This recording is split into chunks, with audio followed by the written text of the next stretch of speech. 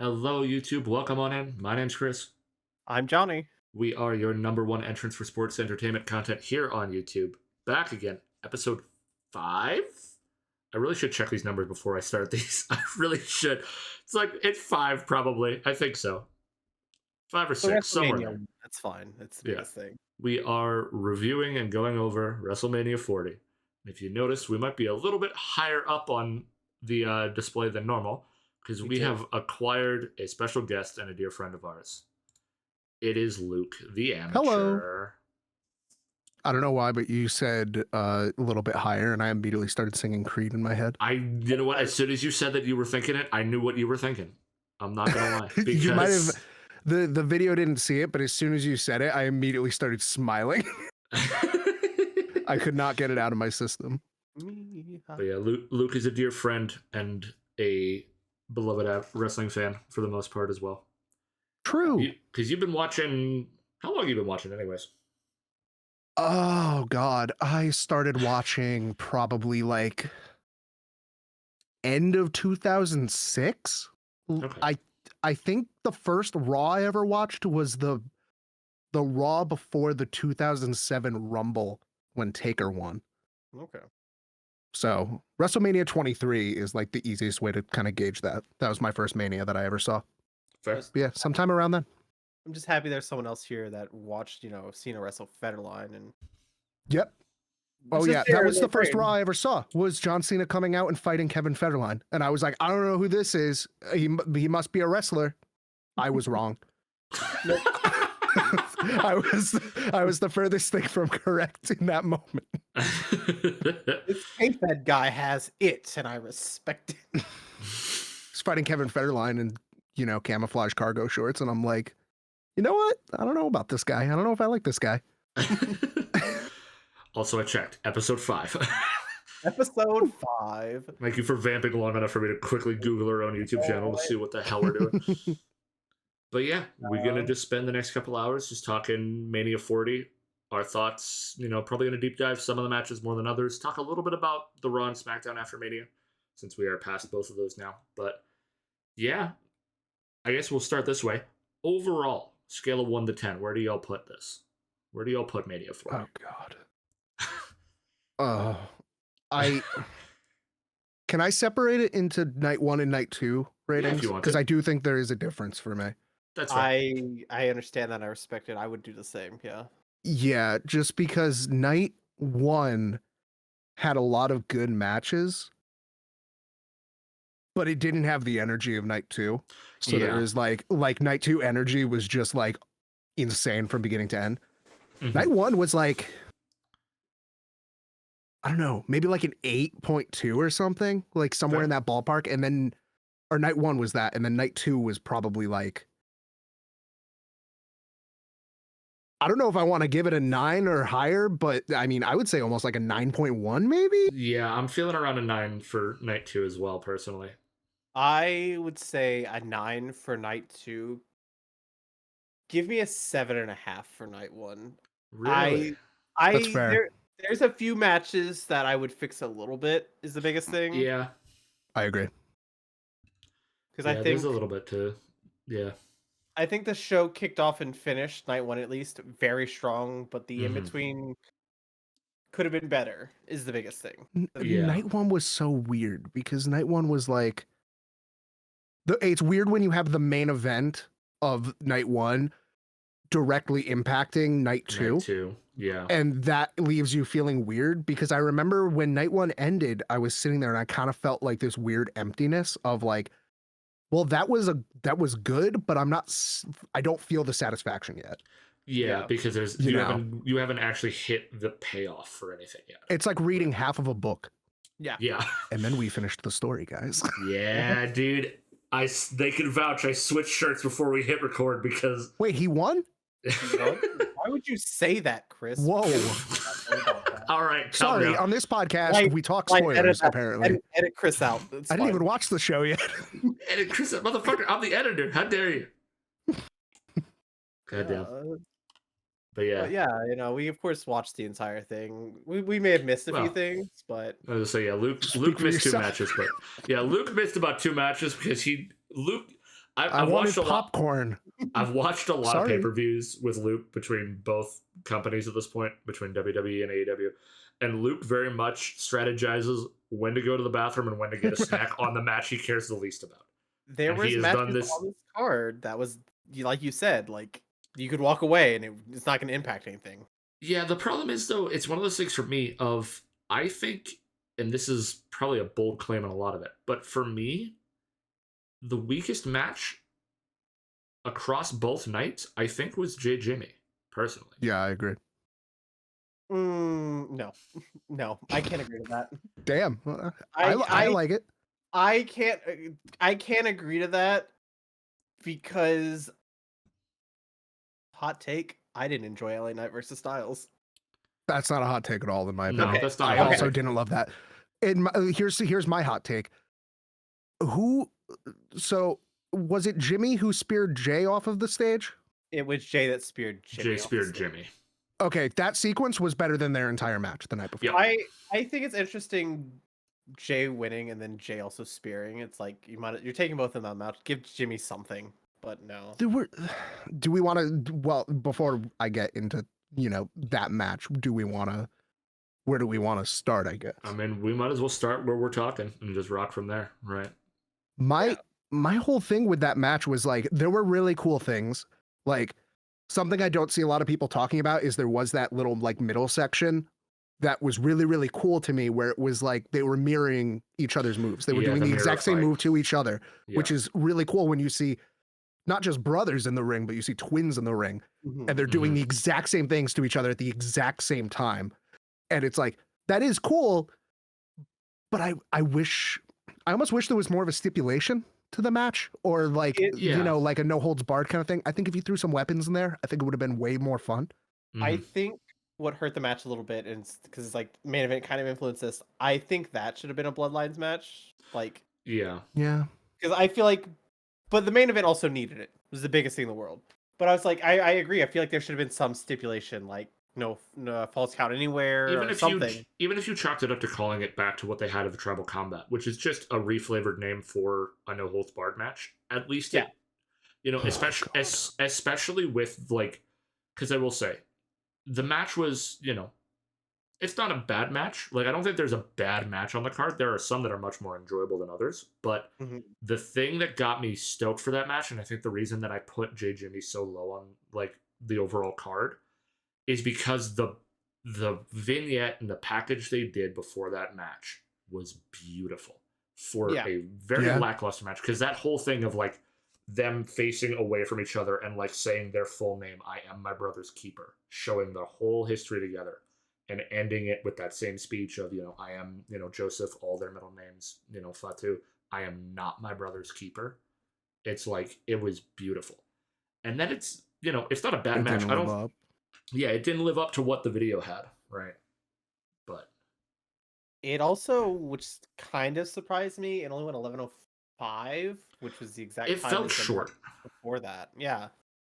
Yeah. I think 11 minutes, because it was in the middle of the show, sort of, before like 2 different title matches, of course. It could have gotten more time. I think so. I also wasn't happy with the finish. No. I liked Jimmy. Wait, who won? Jay won. Yeah. That I wish, because they did the little thing at the end where he is like, pretending to be hurt, and he's saying like, no, you're my brother. Like, I love you. And like that I loved. I wanted that. But I wish Jimmy won. I wish Jimmy absolutely just like came back, dropped him, and then won. Which, to be fair, I think him losing plays into what happened on SmackDown last night. Yeah. I fully agree. And that, that makes sense now. But in the moment, I remember being like, I wish Jimmy won, just because I feel like it would have been like we already know Jay is great. Jimmy's not a solo guy, though. His brother's solo, but he's not a solo guy. He's not a singles wrestler. He's not a singles wrestler. So it's like he had that going against him, but also him picking up a singles victory at Mania would have been cool. Yeah, but I think also this is probably, especially now, like with the knowledge of, SmackDown and everything, and him essentially now being kicked out and being replaced by Tama and possibly Jacob. It's like this is how you begin to give a reason for the two of them to come back together eventually, right? I could see that, yeah. Yeah, I expected them to probably get back together at some point. I hope it is on a respect basis where it's like Jay will still go off and do single stuff. Like he will still go off, like eventually win the IC title. Like that's what I want Jay to do. But having them together as a tag team when they're doing their own thing is good. They don't need to be in the tag division every single night anymore. No, God, no. They don't need it. That's why I'm hoping Jimmy kind of can elevate himself a little bit, or at least like be able to keep up and not be like, for lack of a better term, like mid 2000s to like early 2010s Matt Hardy, where it's like Jeff was going off winning the WWE title, doing all this stuff, and then Matt's kind of over here doing his little thing, and then Matt had to leave and go be super creative to like get the recognition. Yeah, Jeff reached WWE title status, Matt reached ECW title status, and it's like that. That's not the same. Even they're not the same when you're in WWE. The theory I've seen floating around, especially after everything last night, it's like the theory is setting up for like a proper like bloodline civil war, and possibly the War Games being like Rock, Solo, Tama, possibly Jacob, with returning babyface Roman, Jay, Jimmy, and somebody, possibly even Sammy, right? Yeah, I could see it. The original bloodline versus Rock's new kind of setup. But yeah, I'd be so. I mean, not to get too into like all the SmackDown and Raw after Mania stuff, but like they're doing a good job already of really like nailing it home. Like the bloodline story's not over. Roman's reign is over, but it's not. The bloodline's not over. Yeah, which I'm fine with, right? I'm happy. It's the best. It's the best faction stable in wrestling for the last like time. For the last like 3 years, 4 years, and it's the best one that has been in a very long time. Yeah, it's one reason why I think up until like probably like recently, I didn't hate Roman's reign either. Is the biggest thing. I think he did the best with a lot of the early stuff, and it was like very good. It of course hit a bit of a skid a little bit in the middle way, but Sammy helped elevate it back up to a very high status. Yeah. I still think last year left, of course, a big like sour taste in people's mouth because it's like, oh, we have to do this for another year. This is the biggest thing. And I think they did the best of what they could do. I think bringing The Rock back, put it back to the highest point it could have been, though. And that makes me happy. Yeah. The Rock definitely is like, say what you will about him personally or anything, like him or hate him, whatever. But he came back and immediately outlets that are not wrestling, outlets are talking about this. Eyes on it. They're talking about this. The Rock is out there every single night beating up this guy and making him bleed in the streets of, wherever, Chicago, wherever they were. And it's just like, yeah, we haven't seen this since the late 90s. We haven't seen this guy do this. Like, and he was even going out there and making promos and using the same exact sentences that he was using in his first heel promos. He went out there, I think the first time he ever went out there with Nation of Domination and made a heel promo, he said, I forget exactly what the line was, but he said something. And then like a couple of weeks ago on Raw or SmackDown, he said the exact same line. And it was like, these callbacks are cool. Making wrestling really, really cool. Yeah. Yeah. And I mean, even from like an in-ring perspective, like, watching him across both night, like, watching him across night one, like, Homeboy hasn't really missed his step as much as you would have expected for, 8 years since he's been in a ring or some shit? No, he was, this is not trying to be mean, he was worse when he came back against Cena than he was now. Because, like, he got hurt during that match against Cena. Just because he hadn't taken a bump in forever. I mean, So I think you want a good example. I mean, look at it. Look at his sell to Roman's spear. yeah. It's great, Mm-hmm. So great I think example. like he was more prepared this time than he was last time. Yeah. Oh yeah. Is the biggest thing in the world. All right. Well, But I think from Bloodline to Mommy, I guess. Mommy versus the Man. Yeah, we can jump that way. I'm done with Yeah. that. Banger opener. Why not? Okay. Banger opener. True. I like this match a lot. I think the right person won. Truly. Mhm. Rhea's elevated that title to very high means and it makes me very happy. It's been a lengthy reign too, but at least she's defending it. Mhm. I don't think. I think Becky's of course gonna be gone for a bit too, which is the biggest thing. Overall though, the chemistry they have is really good. Well, Just yeah, they work fucking so well in the ring together. phenomenal. I think that speaks more to Rhea than it does to anybody else. Yeah, Because Mhm. every single person that Rhea has been in the ring with it's been at the worst, it's been like solid. It's been like Yeah. a solid match. Like, Yeah. and even still, it's like, I know a lot of people like to shit on Nia Jax because in the past, Nia's had a history of injuring other people mhm. and, not just being a fault of them. It's like a big issue.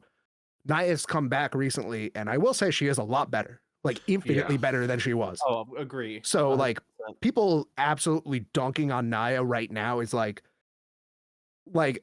be happy that like she came back and she's actually doing well. She's doing really well. Yeah. Yeah. And that was a fear for me when the chamber match happened. And Yep.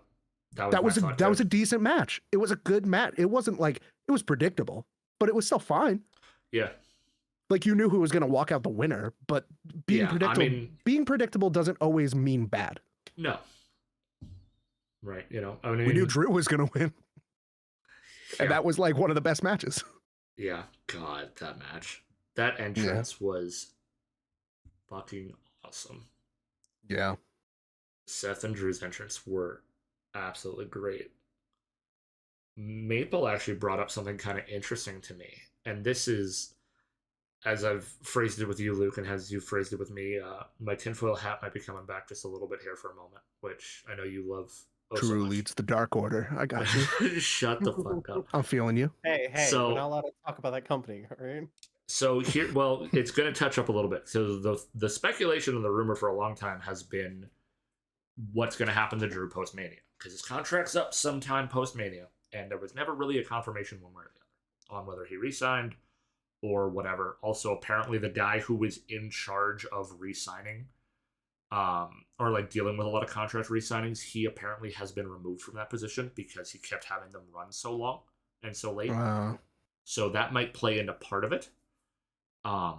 But Maple mentioned to me, because she knows just an insane amount about a ridiculous amount of different like historical like significance of weapons and swords and cultures and all this kind of shit.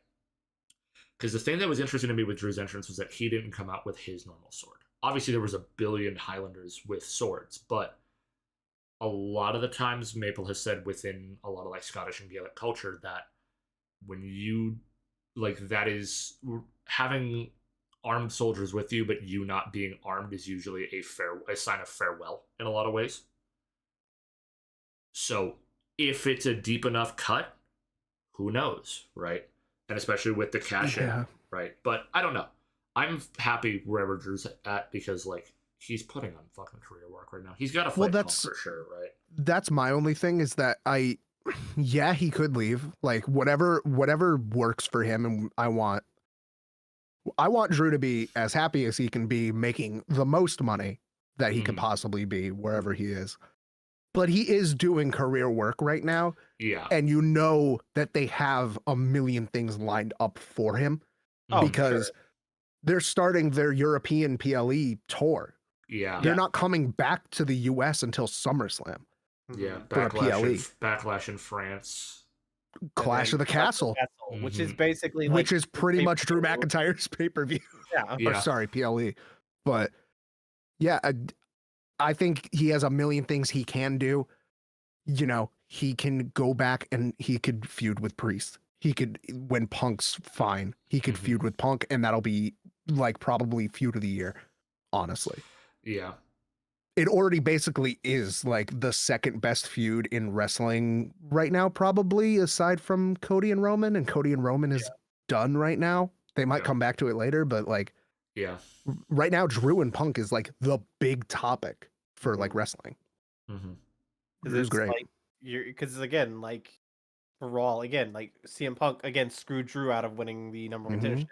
So it's like you might as well sit on that a little bit, you know, use it as you can, but like let Drew run with as much as they can when they can. And I'm okay with it.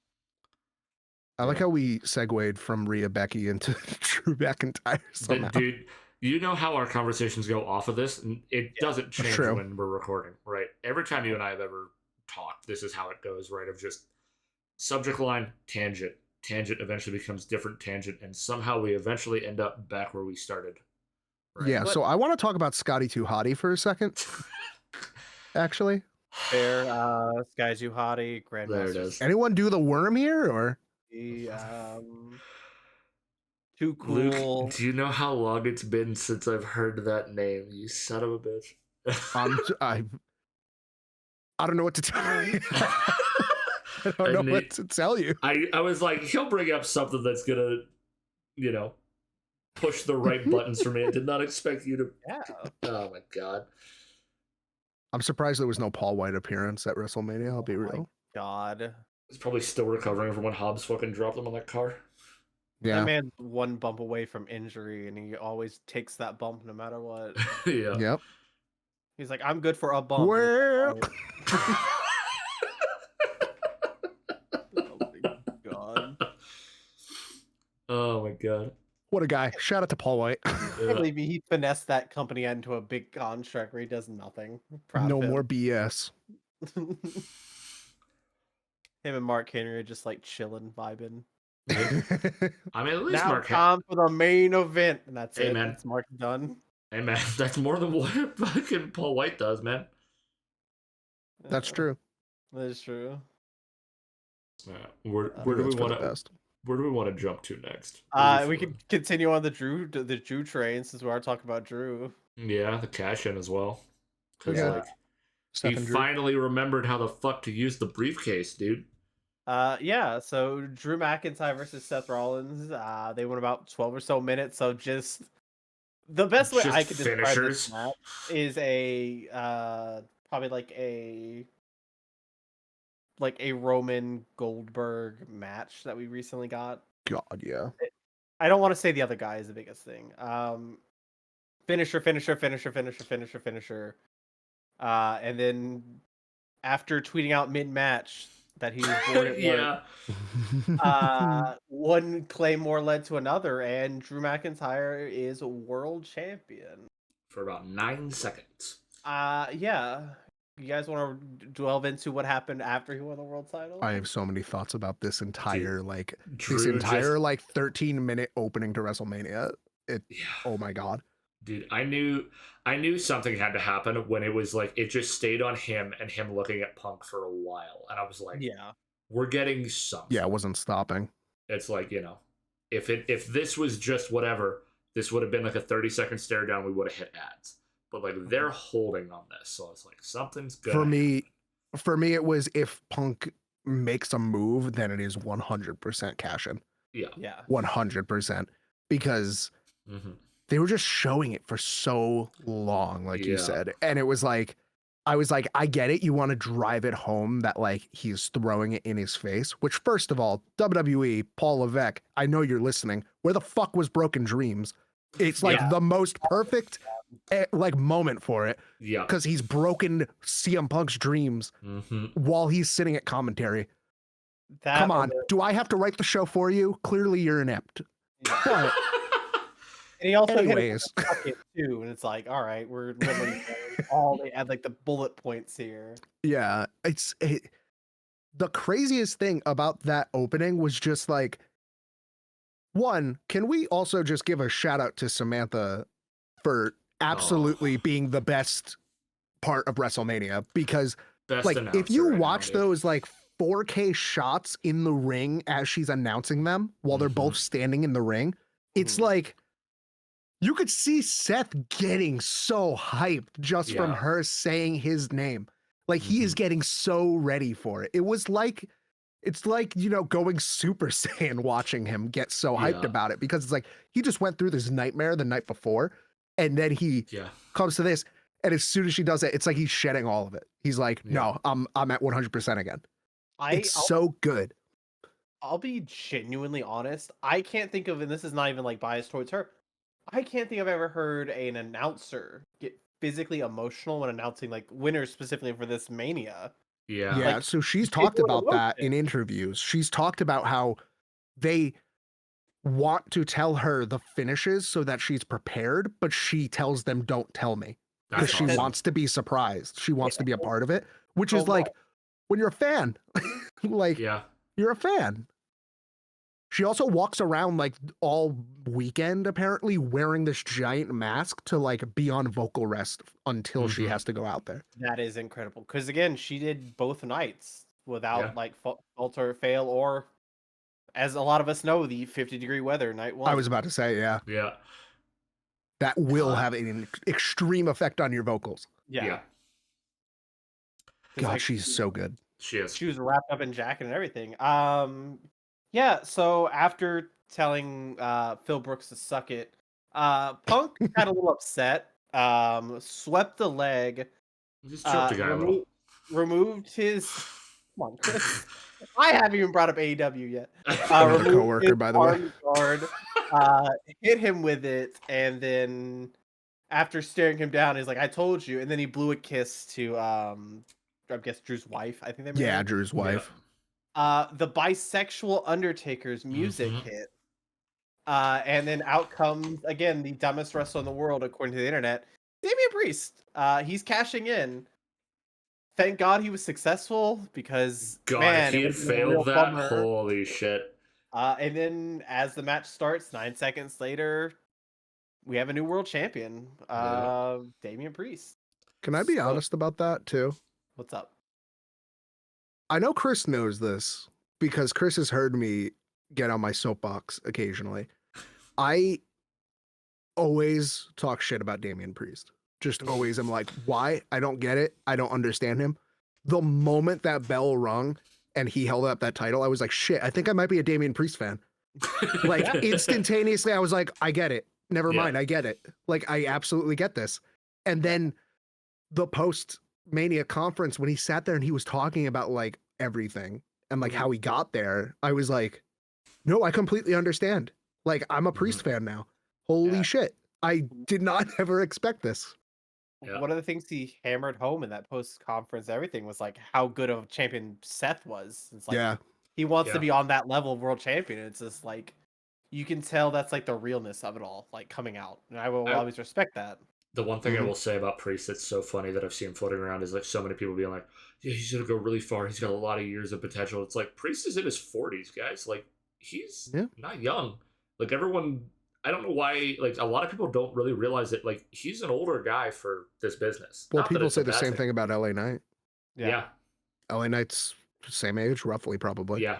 And I will say this with Priest winning, and of course, Triple H, Paul Levesque being in charge. I think we're going to start seeing a different kind of world champion for a bit. Since that title is, like, not to be mean to degrade the title, it is the second world title. One is, of course... They kind of nailed that home.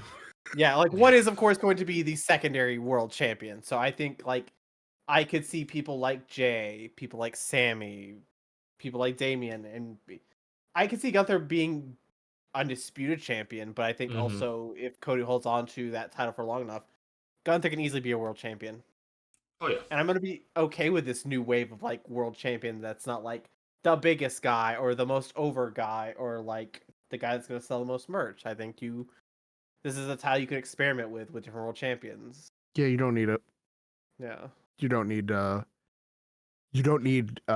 you know, the one big, you know, absolute monster guy to always be at the very top. And Cody is the baby face of the company, but like, he's going to have runs like Cena. He's going to lose the belt. He's going to win the belt. He's going to lose the belt. He's going to win the belt. He's going to keep having going those back and forths, which I'm fine with.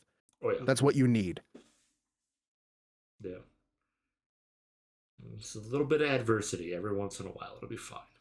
Yeah, absolutely. You may get cheered a lot. You may get booed a lot. We can't predict how that's gonna go because like the chase is over. It's now he is the one getting hunted. Yeah. So, well, both are really because Priest is gonna have to deal with current number one contender. I don't remember who won that match. I'll be very honest with you. Wasn't it not Drew? It was not Drew. It was because Drew fought Jay, didn't he? Because Punk held him in the corner while Jay kicked him in the teeth, didn't he? Because that's why Punk was doing the whole this shit afterwards. It was Jay, yeah. So Jay. Oh yeah. There you go. But yeah, it's interesting, right? They keep talking this is like the new era of everything, right? And I'm really in for it. This is probably now the most interested I've been in trying to at least stay a little more up to date on the week to week stuff. Like I usually will like follow like the main, like the main threads, right? Like all the last, year has been like, okay, what's happening with Bloodline? What's happening with Judgment Day, right? That's kind of been the two big focal points. Obviously a lot of other stories along the way. More than me. But like just occasionally being like, oh, what's trending on Twitter? Okay, I see Judgment Day. Catch up on that. Sick. But like here onwards now, I'm like, this has gotten me a lot more hooked on like, let's see what happens more on the week to week, not just like the biggest points. This is fair. What's that Tom and Nick up to this week? God, do we want to pivot over to? That's a good segue as we can get. So, yeah. But which way do we segue though? Do we go to the Mysterios or do we go to the guy who thinks they're the Mysterios? It's up to you, Chris. Yeah. Let's go to. I want to talk about R-Truth. Okay. I'll my boy. You mean John Cena? Yeah. God. Hey, so I get that it makes sense for A-Town Down Under to have a set of titles. I'm not happy about it though. I wish any other tag team had taken those belts personally, but I mean, yeah. Well, I mean, Judgment Day had to lose. I know they had to lose, but why did A-Town Down Under have to win? That's my question, Johnny. Because SmackDown needs champions, Chris. I get that. That's about it. I don't know. Why didn't DX win, Chris? I can't tell you that either. All right. All Beck and fucking Michael Hickenbottom couldn't get it done. I don't know. I will say that match had some of my best, like, I think some of the best moments for me of like kind of like not counting main events, I think came from that ladder match. Just like the absurdity of R-Truth basically setting up DIY to just them hitting all of DX's finishers and everything like that was just so funny to me. Yeah. Just like, I will say no team went without their own moments. Is the biggest thing, which is nice. Made me very happy. That's typical in a lot of ladder matches lately.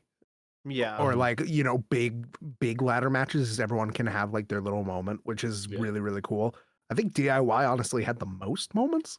Johnny Gargano doing that DDT through the table was insane. Oh my God. That was crazy. That was insane. Like there was a lot that was just insane. Even JD McDonough went through those two tables outside. Like there was so much. And like, that's the thing that I like about those matches is my one critique of that match is I wish it was later in the card.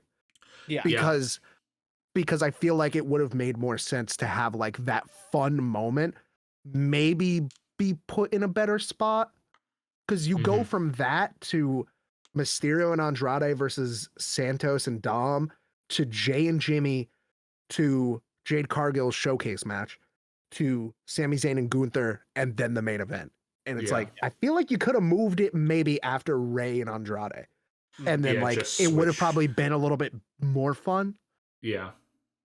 It would have been a good way to like, not so much bring the crowd back into it, but like boost the morale of the crowd just because of all of those fun spots. I will say the one thing, because I remember when we recorded our predictions and I was like, I told you, Johnny, I'm like, I don't give a shit about the New Catch Republic or any of that. Oh my God. And then literally And Could then not be literally me. we sat in that call and we talked about who was winning, and Luke was like, you were like, either you think or you wanted New Catch to win, and I'm like, I really? wanted New Catch Republic to And win. I was like, really? Are you nuts? And he's like, bro, just watch. And as soon as he said that, they did that double moonsault off of the same ladder. They're and I went, okay, insane. I get it. I understand They're now. so good. They're so good. And I know they're like I know they're like new. So I knew they probably weren't going to win, but it was just a thing of like, they're that good where it's like, you know, anybody could have won and I would have been happy with whatever. Like, but it's unless you're Chris who hates A-Town Down Under. I again, like with you, I'm very happy they separated the titles. Like you now can that was the bare minimum. Split the titles and I'm happy. I just wish somebody else from SmackDown took those titles. But that's just a personal of like, and it's nothing against them as people, it's their character, right? And that means they're doing their job well, that I'm not happy they won. Because again, right, like between the three of us, it's been stated before, between me and Johnny, I am the whelpling to the wrestling world, so I'm still in my oblivious mark phase where, like, you know, I react very differently than people who have watched this for a very long time, right? You wanted Rey Mysterio to beat The Undertaker back in like 2007. I get you. I get you. I will always could not have been me. I will always fall into the category of, just because I will always root for local guys. Like I like Theory because he's from here. I like Styles because even if Styles sucked, I was like, I kind of want Styles to succeed. If he sucked, again, he doesn't. Yeah. His new theme sucks, but like I was like, We'll I would like it's like when it's like, oh yeah, this person from Gainesville or fucking Gwinnett or like whatever. I'm like, yeah, I want them to win. And A-Town Down, yeah, I gotta root for the guy who I find the most annoying, but still. Yeah, my biggest. Sorry, go ahead. No, you're good. I was gonna say my biggest critique, or I guess problem with A-Town is that it's like, if you're heels, then fine, that's cool. But like, they're good heels, but they're not interesting or fun to watch in the ring. No, God no. Yeah, that's the thing that bothers me. If you're good in the ring, like if New Catch Republic was heel, I'll be honest, I don't even know if they're really heel or not. But if they were heel, they back that shit up in the ring. Like they're fun to watch. Like that's why Reigns is so good, because Reigns is an insane heel. But you watch a Reigns match and it's like, you know, people say it's cinema. It's good. It's fun to watch, and also you're like on the edge of your seat for most of it. Yeah, because Pete Dunne has this thing where he takes your hands and like picks at each appendage and like trying to break there. If he's a heel and he's doing that, it's gonna look like the most gruesome thing ever. Is the biggest thing. And I'm not trying to also like say that every heel has to be Roman Reigns. Oh God, no, it's never gonna happen. But like, at least like, if you're not entertaining to watch, I'm not gonna care if you're face or heel. No. Yeah. I'm not gonna want to watch your matches. Like that's just how my brain works. Yeah, I mean, it's even like, you know, kind of pulling the comparison of like, look at what Christian was doing in AEW, right? Of like, he's good at being a heel. You're really just trying to fucking just burn me, huh? Like, I just watched Johnny just go through 8 stages of grief for a moment there. I tried to truck through it. We talked about not talking about AEW, and I wanted to make jokes. I was like, I've been the only one to not bring up an AEW wrestler yet. But I mean, you're gonna pull compare and contrast. No, I know, but it was just like Luke said, I went through 8 levels. It was like, I don't want to yell about Brian Cage and Wardlow, but god damn. No, say the other person's name. No, I'm not gonna say that. Because he's injured, and I was mean to Wheeler Yuta. You didn't injure him. No, I know, but we didn't know he was injured. We shit on him for like 3 straight weeks. Yeah, we definitely did. That's fine. I shit on people who are injured all the time. Look at Punk. Yeah, fair enough. I don't give a fuck. That guy's been injured more than he's been active. Yeah, this is true. This is true. But no, I get what you mean, right? It's like, you know, if it's one thing to be a good mouthpiece as a heel, it's another thing to be able to play a heel in the ring, right? I not to keep bringing up like AEW stuff, but like, I mean, MJF, that was people's biggest critique of MJF for a very long time, was that he was great on the mic, but people didn't like his matches. Yeah. But then if you actually watched the matches, they were good matches. Mhm. Yeah, because it's like he wrestled to the character. He didn't wrestle like all out. And then the whole like it brought it out of him that he's like, oh fine, fuck it. The Punk rivalry brought like the most gruesome MJF you could possibly get, and it was like that match is great. It's a great match. And like especially like against the Jay White match where he was hurt, and he's like, fuck Yeah. it, here's a spear to the outside of the ring, even though it doesn't matter. Like I'm hurt. Topes and all kinds of Mhm. stuff. Yeah. Yeah. All right. I don't even know how to segue that. I mean, my thought is we had a branch at one point. We either went with R-Truth or the Mysterios. So anyway, Snoop Dogg. Yeah. Dude, okay, but actually though, some of the best commentary that night, I was losing my mind. I should listen to it. You should, dude, because it's the funniest I gotta rewatch shit. that match. It's the funniest shit in the world. Because it's like it's not a bad match, but like I was saying it even when we were watching. Like, if you have a shitty street fight, you did something wrong. No, I've heard everything I've heard about that match has been. We didn't care about this match. We had no stake in this match. It didn't need to exist, but it was probably the most fun match of night 2. Yes. Other than maybe the triple threat for the US title, because that match was fun. Mm-hmm. In like you put Randy Orton and Kevin Owens in a match, and it's gonna be fun. Yeah. It's gonna be a good time. But I like a street fight in Philadelphia is like hell yeah. I also think it's like, how do we make this even more entertaining? They throw Snoop on commentary and they bring out Bubba Ray to do the fucking special guest, and it's like fine. Yeah, and it worked. But yeah, dude, just Snoop losing his mind of just so much of like someone would get hit with a kendo stick and he would just start talking about like he would just call them like whooping sticks and just like every table was a picnic table, and he's just, I mean, to no one's surprise, I guarantee he's blitzed out of his mind more so than normal. For sure. It's like showing an elderly person wrestling for the first time and they don't know what anything's called. But Snoop also has been like around wrestling for an extremely long amount of time. So he's just entertaining naturally. Yeah. It's like funny. Even if he knows what's going on, he's still just like, he completely suspends all disbelief for what's going on. It's so funny. I love that. I do find that like really refreshing. And the match itself being sponsored by his own drink, gin and juice, I think helped a lot. Was it? Yeah, it was sponsored by gin and juice. So can I say something about that too? What's up? Okay, here, Paul Levesque, I got more critiques for you, motherfucker. Maybe don't put the dude wipes ad during the women's matches. Yeah. Maybe that's just like a thought. As soon as you start, are you okay? It also didn't help because I saw this one as well. The women's match was sponsored by Wingstop, and I'm just like, oh, buddy. Maybe, was it? Maybe, yeah. So God, like, oh, buddy, you didn't pick these very well. Yeah, there's a Prime logo in the middle of the fucking ring for 48 hours. Yeah. God. I thought that was so the bad joke too. when I saw that at first. I was like, oh, it's a little ha ha he he, and then like the Mania started, and I was like, oh no, this is.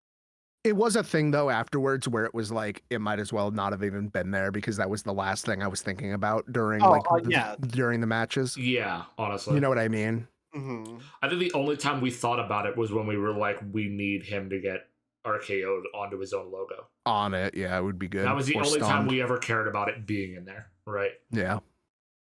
But yeah, like it was an overall entertaining street fight. Again, if you're bored during a street fight, somebody fucking produced this wrong. Like honestly, because it's like you've got tables, you've got chairs, you got stairs, you got kendo sticks, whatever points, kendo sticks, ladders.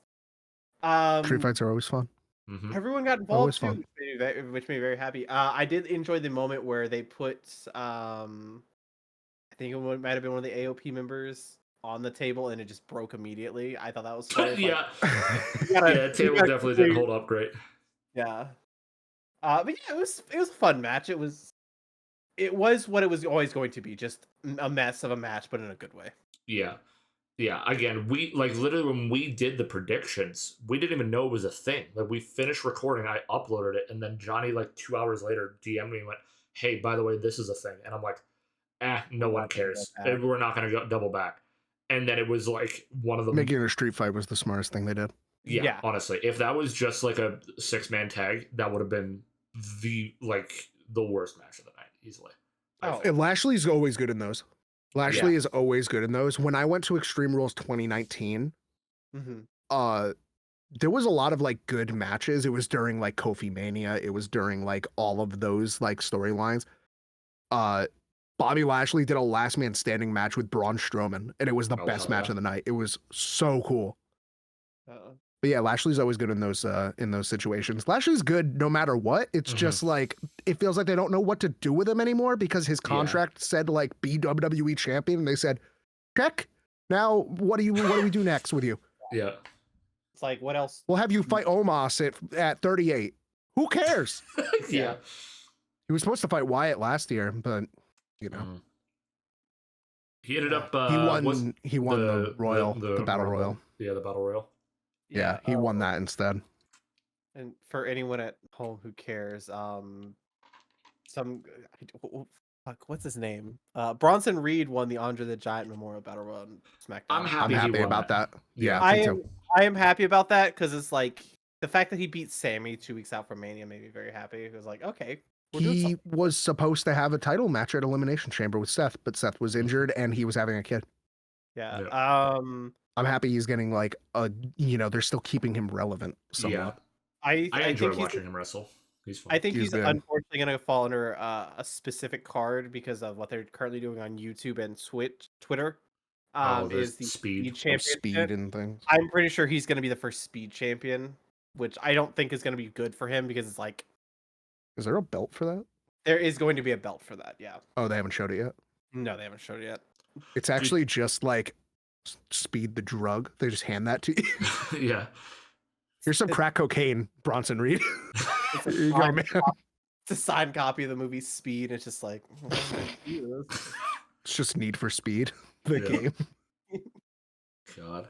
It's just the 24/7 title, but it just is an X in the center, like the fucking Real World title. It just says Speed on the bottom, written in Sharpie. God. Who was it recently? Someone recently was talking. Oh, it was Becky Lynch. I'm reading Becky's book, and she makes a reference at one point to how shitty the 24/7 title design was. She talks about how bad it was. Because it's like she's talking about certain things, and just out of like left field, she's like, how shite the 24/7 title is. Yeah. Like, okay, Becky, I respect it. It's not. Yeah, it is a shitty title. I mean, it was stupid. Concept, I think, was interesting. I think it was fun for the time they had it. Well, so the thing is, and this goes into you saying how you haven't been watching as long. That was the concept for the hardcore title back in the early 2000s. Yeah, you've mentioned that. And so it was like, that was like their way of just like chewing away the hardcore title. And then they just brought it back for like no reason and gave it a worse design. And then gave it to R-Truth 53 times in a 4 years or like a 3 year span. Yeah, it was basically just like, hey, do we have comedic wrestlers? Yeah, let's just make this the comedic wrestler title. And it was just so silly and weird. You know what's really funny? So just to like test myself and just see, I occasionally will go and look up like quizzes on Sporkle for wrestling categories. Just to see like what can I get. And then I learn a lot of stuff too, right? Of like being like, oh, I never knew this person had that title. I tried to do one for the 24/7, and the only person I knew for sure was R-Truth. I typed R-Truth, I got 53, and I spent the next 8 minutes putting in names and getting no answers. And I'm like, are you for fucking real? I couldn't name a second. I couldn't name anyone other than R-Truth. I could name a couple probably. Yeah, I'll name the last holder, Nikki Cross, and she threw it away and failed at doing that. Yeah. Yep. Oh, that's go back that and watch video. The video. Carmella had it a few times. That was the thing is like, because I never realized that it ended up on the women's roster, so I had no guess on that. The only ones. Well, it was an intergender belt. Yeah, the only things I know for sure, even now having done the quiz, R-Truth, the Revival. Fuck the Revival. Fuck the Goddamn. Fuck the Revolver. Jesus. Well, I'm not getting invited back, YouTube. Hey, honestly, you might. You'll probably be the only reason people stick around at this point. So. This didn't work over here. All right, we're trying. I know. Anyways, on from fucking. Give yourself some fucking credit, dog. Yeah. From fucking the Revival to Tom and Nick Mysterio. It was a fun match. Fuck the Revival. Yo, I'm fucking the revival. Let's go. Where's Tom and Nick? Live, laugh, love, baby. Oh man. This is not a WrestleMania episode anymore. I mean, it probably never was going to be one to begin with. I'll tell you right now, Bestie. The way that we What was talk the about match shit, we were last talking about? The street fight was the last one we talked about. yeah, street fight to tag match for the LWO. The other tag match. Sure. Yeah, speaking of matches Luke hasn't seen. Just get him out of the way. Yeah. Get out of the way. What match is this? Sorry. Booyaka booyaka. I got you. Yeah. Rey Mysterio and Andrade face Santos Escobar, and on Twitter, I still love that's phrased as "Dirty Dominic Mysterio." Yeah. It was fine. There were some fun moments in it. I don't like that they won. I was gonna say, I feel like yeah, I think we're all in agreement on that. I feel like Dom should have won that. Yeah, Dom should have had a WrestleMania win. Ray won last year. Yeah. It was Ray's year last year. He won the match. He was inducted into the Hall of Fame. He came out in a lowrider with Snoop Dogg playing Eddie Guerrero's theme song. Like, come on. If you're going to give Ray the win, give it to him then, and then have this year be Dom beat you, but he had Santos over here with him. Mm-hmm. Yeah. And then next year you can have Dom have, his solo win or have whatever, do whatever he's doing. I feel like it probably would have gone that way had Andrade not come back. If Andrade was still with AEW, I feel like this would have been probably, I would assume, probably either, I don't even know. Like, I don't even know. I don't even know who you would put if Andrade wasn't around. If I'm being completely honest, I think what happened was they were looking at their roster and they were like, Dom is the biggest heat magnet on our roster. Yeah. We need him to have a match at Mania. Also, Rey Mysterio just got cleared and he is ready to compete and it's Mania season. Rey Mysterio should have a Mania match. Yeah. Andrade just came back. We need to show good faith. Get Andrade over. Let's do that. And then they just threw them all together, which makes sense. Like, it's not like the match didn't make sense. It was just a weird thing where it was like, I don't know. I mean, I feel there's one moment that sticks out for me in terms of, because like having, at least from my perspective of it, of like, starting with AEW, which is more spot focused rather than storytelling for their matches, and having started to learn how to wrestle, and like all you focus on in the beginning is like, let's do small segments and small spots, right? So like that's what I look for a lot of in matches. The moment that sticks out to me from that match, and it's ridiculous, is it's literally Andrade on top turnbuckle, Ray on his shoulders, and they jump out of the ring sideways and like a joint crossbody across Dom and Santos. Yeah, and it's ridiculous looking. It's a good match for spots.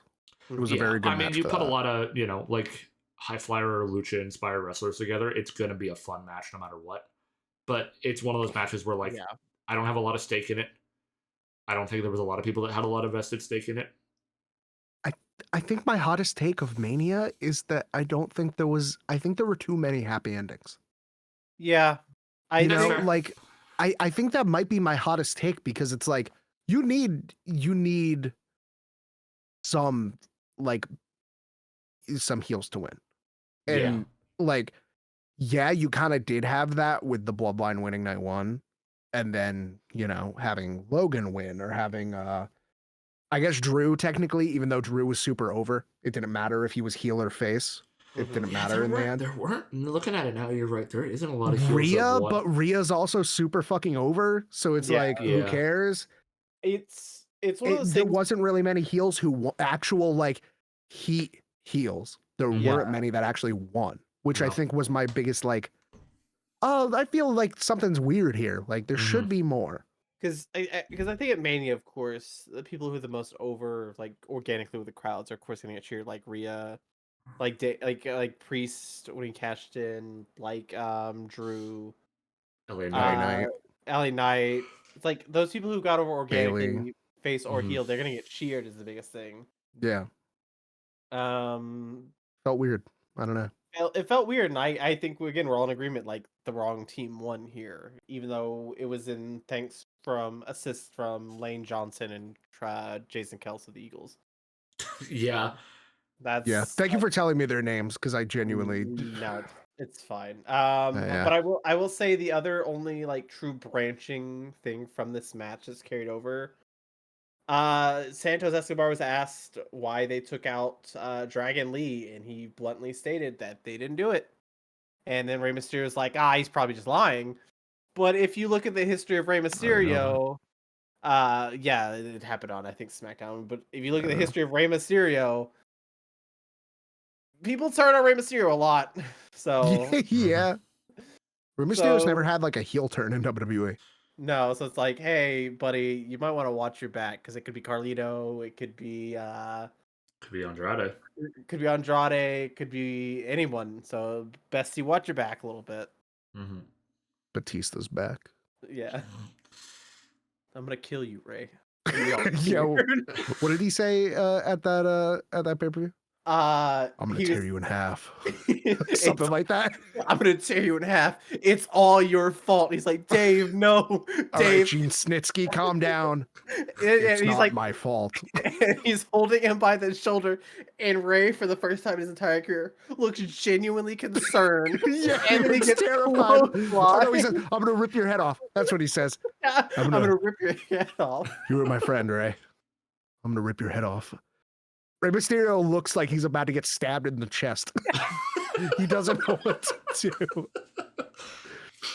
It's so like jarring. I miss like late 2000s, mid 2000s, and like early 2010s like storytelling like that, where it's just so over the top and absurd. Mm-hmm. Yeah, I told Chris about this a million times, and I'm sure I've told you too, Johnny, where it's like one of my favorite, still a really good match is Bray Wyatt versus Cena at Mania 31, I think.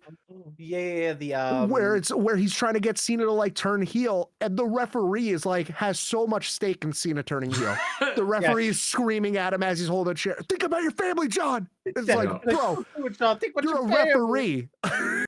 You get seems a little biased right now. Here. Yeah. I know you don't want him to DQ himself, but like, come on, my guy. Yeah. What I are would you love doing? to like Cena hits him when that's like the most like discouraged and despaired referee's just like The referee just gets out of the ring and just like kicks the steel steps in like anger. it's like the camera angles we've been getting recently. It's just like following the referee. And Yeah, into just the back. the one shot back to He Gorilla. walks through Gorilla, pulls his referee shirt off and throws it at Paul. Just keeps walking. Can't be a part of this, Paul, and it's like the two doors Charles open, Robinson, come back. and then he walks out the door and they slowly close, and it's just like, how do you continue Mania at that point? It's like it's done. God damn. It's like when your parent tells you they're disappointed in you, but you're just the audience member. You're just feeling that feeling. Secondhand Charles Robinson just runs up the ramp like how he ran down the ramp at WrestleMania 24. He just runs away. He's so upset. You get that long panning shot, you get all of that, and then the end of it, the camera just like the cameraman turns around and it's Stu, and he just sighs and just hand over the camera to cover it out till ads finish. Or it's Stu standing at the top of the ramp filming, and it's like the scene in Get Out where the guy's just running straight at you in the field. I like how as soon as we add Luke to the mix, instead of fantasy booking the future, we fantasy book the past. Yeah. Who's to say it's my fault? Yeah. It's because you know more, so Johnny can bounce off of you. I can't do that. You're like, remember this? I was like, I do remember this. I remember the most like just absurd things. They stick out in my mind. Yeah. All right. What do we have left for matches to cover? We got A lot of matches, honestly. Yeah, there's a lot. Actually. We've covered like 4 matches. No, we've covered most of night one, other than the women's trio. I mean, main events, but I figure we'll save those to the end. So women's trio, Yeah. Sammy Gunther, and then night two, I feel like most of night two. We can finish off night one not real quick, but we can finish off night one. Yeah. Can I just say that if I was timestamping this video, I think I would rather drown myself in a river. Why do you think I don't timestamp the podcast, baby? Yeah, that's fair. Hey, Chris, can we Also, because I outsource don't know how to this do it on YouTube.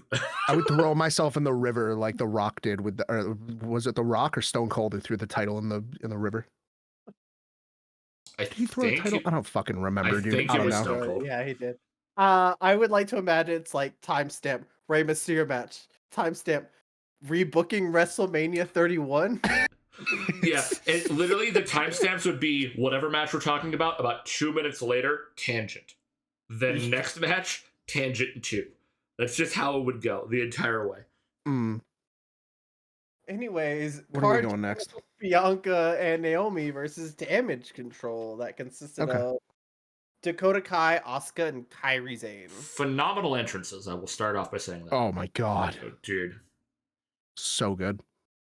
Enjoyable All match stars. for what it was. Yeah, these are 6 great individual talents. Is the biggest thing. Putting them together worked really well. I think with Cargill being in this match, I don't think it was ever going to last too long because they want to make her seem like literally the next big thing that they have. Yeah, the Unstoppable Force kind of vibe. It is a showcase match for Cargill. It is.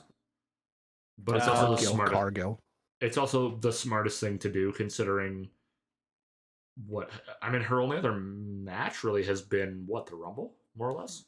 Yeah, she was in up until this point. Yeah, so it's like, she wrestled the other night, I think, on Raw or SmackDown. She wrestled Chelsea Green. She won. Yeah, which was just a squash match essentially. Yeah. Apparently going Poor forward, Chelsea. Her and Bianca as a tag team, so that's gonna be good. I'm down for that. I don't have a lot to say about this match because it's like Cargill did her short. thing. Yeah, it worked. There's not as much as I think we'd all like to be able to expand on it more. It's a short match. There's not a lot you can really touch on. It makes me happy that you got 6 women on the card, though. I will say that. Yeah. It's like you didn't view this night as where can we cut corners? Oh, this match. No, they let them go out there and wrestle because what makes me happy is like at least with this being on the Peacock, there's no real time restraints. Yeah. So that makes me happy. Unlike again, AEW has more time restraints where they have to end things really. So it's like where we. I did read afterwards that a lot of the talent was saying the same thing, that before Mania started, Triple H, Paul, gathered them all like around and was like, I don't care what happens tonight, just have fun. Just have as much fun as you fucking can tonight. And it was like, hearing that as a fan is like, fuck yeah, dude. Like, hell yeah. Like, that's what I want. Like, I want, because then when they go out there and they're just trying to have fun, it's like, you're going to get a better product most of the time because they know what the job is, but then they could be a little bit looser with like, being, having those fun things that they could do. I like that.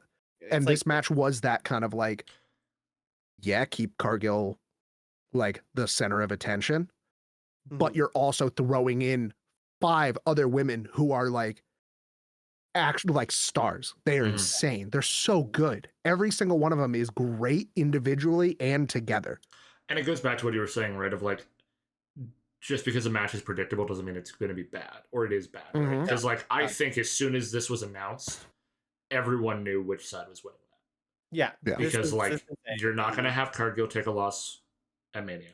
Naomi just came back, and I believe, Johnny, correct me if I'm wrong, you said, Bianca's undefeated at Mania, yes? Yeah, undefeated at Mania. So it's like, you know that is a pretty stacked side for the winning of it. Like, that's the easiest bet in the world if you're crazy enough to bet on pro wrestling. But that, and also, I mean, the fact that it was a Damage Control tag match that didn't include the titles. Yeah. So you're not risking anything by them losing. Yeah, there's no risk on any part, right? The only risk that you're taking is that Damage Control did not have any victories over Mania. They did not. They didn't win anything. That's the only thing you're risking, and it's Damage Control. They can bounce back. They can figure out what there's a lot of story they can tell with them. And I think what's going to help them going forward is the draft is coming up at the end of the month. So true. Talent is going to be draft. Talent's going to be bouncing back and forth from SmackDown, Raw, and I believe NXT is partaking as well. Maybe Talent going NXT. I know some are, because I know Dragunov is eligible in the draft. They've already said that. Dragunov's eligible in the draft, and side note, Trick just asked him for a rematch for the world title. This is the true. NXT title. So would be the best. Probably going to drop the belt to Trick. and then get drafted to Raw or SmackDown. Yeah, go Probably up to main roster. Raw. I'd also say one of Chris's more favorable talents, of course, Braun just debuted on like SmackDown. I do love Boy. Braun.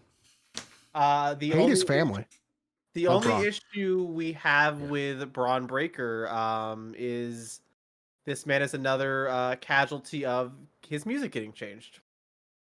Oh, did it? They Did they? changed it and it sounds like shit. Yep. Oh god, they That AJ sucks. Styles him. Yeah. I'll be it's honest, like, I don't even remember what Styles' new music sounds like. So Neither do I. no, but it's not his actual other music. I'm sure it'll grow on us over a while. Yeah. He just needs to get the soccer mom haircut back, and then it'll be like starting God. from the beginning. We'll just get Yeah. used to it. God. Johnny is fighting some feelings right now, dude. Listen, I think This is weird you to have a soccer mom haircut. I think he does actually. I think they should have paid TNA their music to pay for any of his music is the biggest thing. Did you see TNA like absolutely Oh my dunked on god. them? Yeah, the Yeah. It was second so that good. music hit, the tweet went of fucking here's the first time he came out to fucking this in TNA. I will So always perfect. respect who's on the media team for Oh the my TNA God, yeah. Twitter.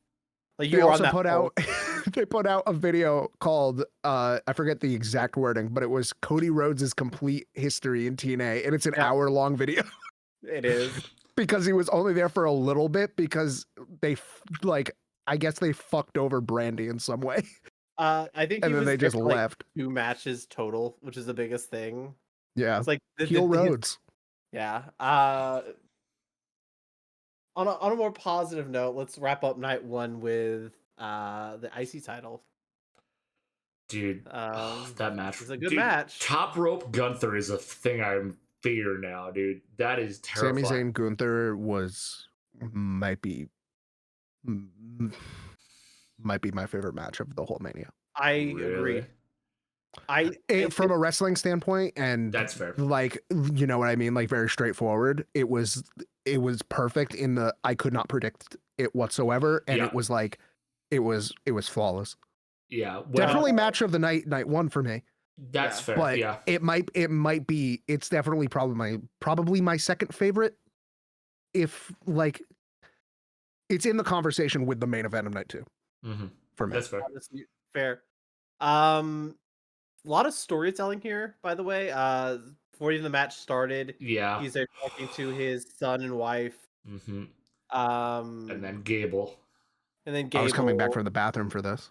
Yeah. And then right before he goes through Gorilla, Kevin. There stands Kevin, and he basically told him to go win this shit because he deserved it. And it was a going back and forth, him selling his ass off. And then there's a moment though that fucking wrestling nerd in me that noticed, and then it was actually confirmed a little bit on Twitter from like, hey, this is the first time in his entire WWE thing he's done something that was El Generico. Yep. He started flopping around, moving, not giving up. And this is the first time, and he's attempted it, but it's never been successful, that he hit the top rope brainbuster. Yep. And he hit it, and it's like, oh my god, this is, again, what Mania has been this entire like night 1 and night 2. Storytelling. We're finishing a lot of stories, and then he wins, and it's like, it meant the world to him, and it meant the world to a lot of people, and it made me happy. 666-day reign coming to an end, man. I think if we don't get that not pre-recorded, but the pre-match stuff, I don't think he wins. I want him to win, but I don't think he wins is the biggest thing. But I was convinced Gunther was winning until the camera followed him around the corner, and then it showed Kevin. Yeah. I was convinced Gunther was winning until I saw Kevin, and then I was like, oh my god, it might be happening. Like, this might be real. And I'm so happy for Sammy. I am still a little upset that Chad got burned on this, because I do think Chad deserved to get that win more than Sammy did. But in the grand scheme of everything, Sammy deserved a huge win like that, or a huge mountain to climb over. Yeah. My only fear with him is that I hope they don't keep doing the underdog thing with Sammy, because they do that so often after they've already conquered. Mhm. Yeah. That's always my fear with that story. I think with going forward, I think because he owes Chad a favor, or he owes Chad a favor, Yeah. and we're Yeah. leading into a title match. I think we're gonna see the other side of the coin where Chad basically went through the same exact thing, but got burned. Like, he promised his family, he promised his kid, "Hey, Dad's gonna bring home this title, or Dad's gonna go Mhm. win."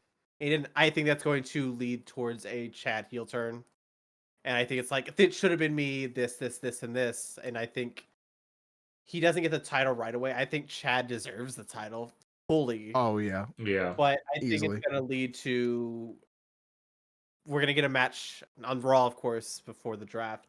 I think it's gonna lead to Backlash as well, that where we get another match. I don't think they're gonna take the title away from Sammy quickly, but I think Chad deserves something, like Mhm. a title outside of the tag division. Yeah, Yeah. I agree. Well, and especially because I think so many people went into it assuming that he was going to be the one fighting Gunther, because of the fact that when they were doing the contender match, one of the things they brought up was like, out of everybody that was eligible at that point, like right into like near the end of it, Gable's the only one that has never won a singles title. Yeah, Yep, So it's like, you know, if you're that going was to the tell other it, reason. if you're going to tell the underdog story, tell it from the underdog of the underdogs, right?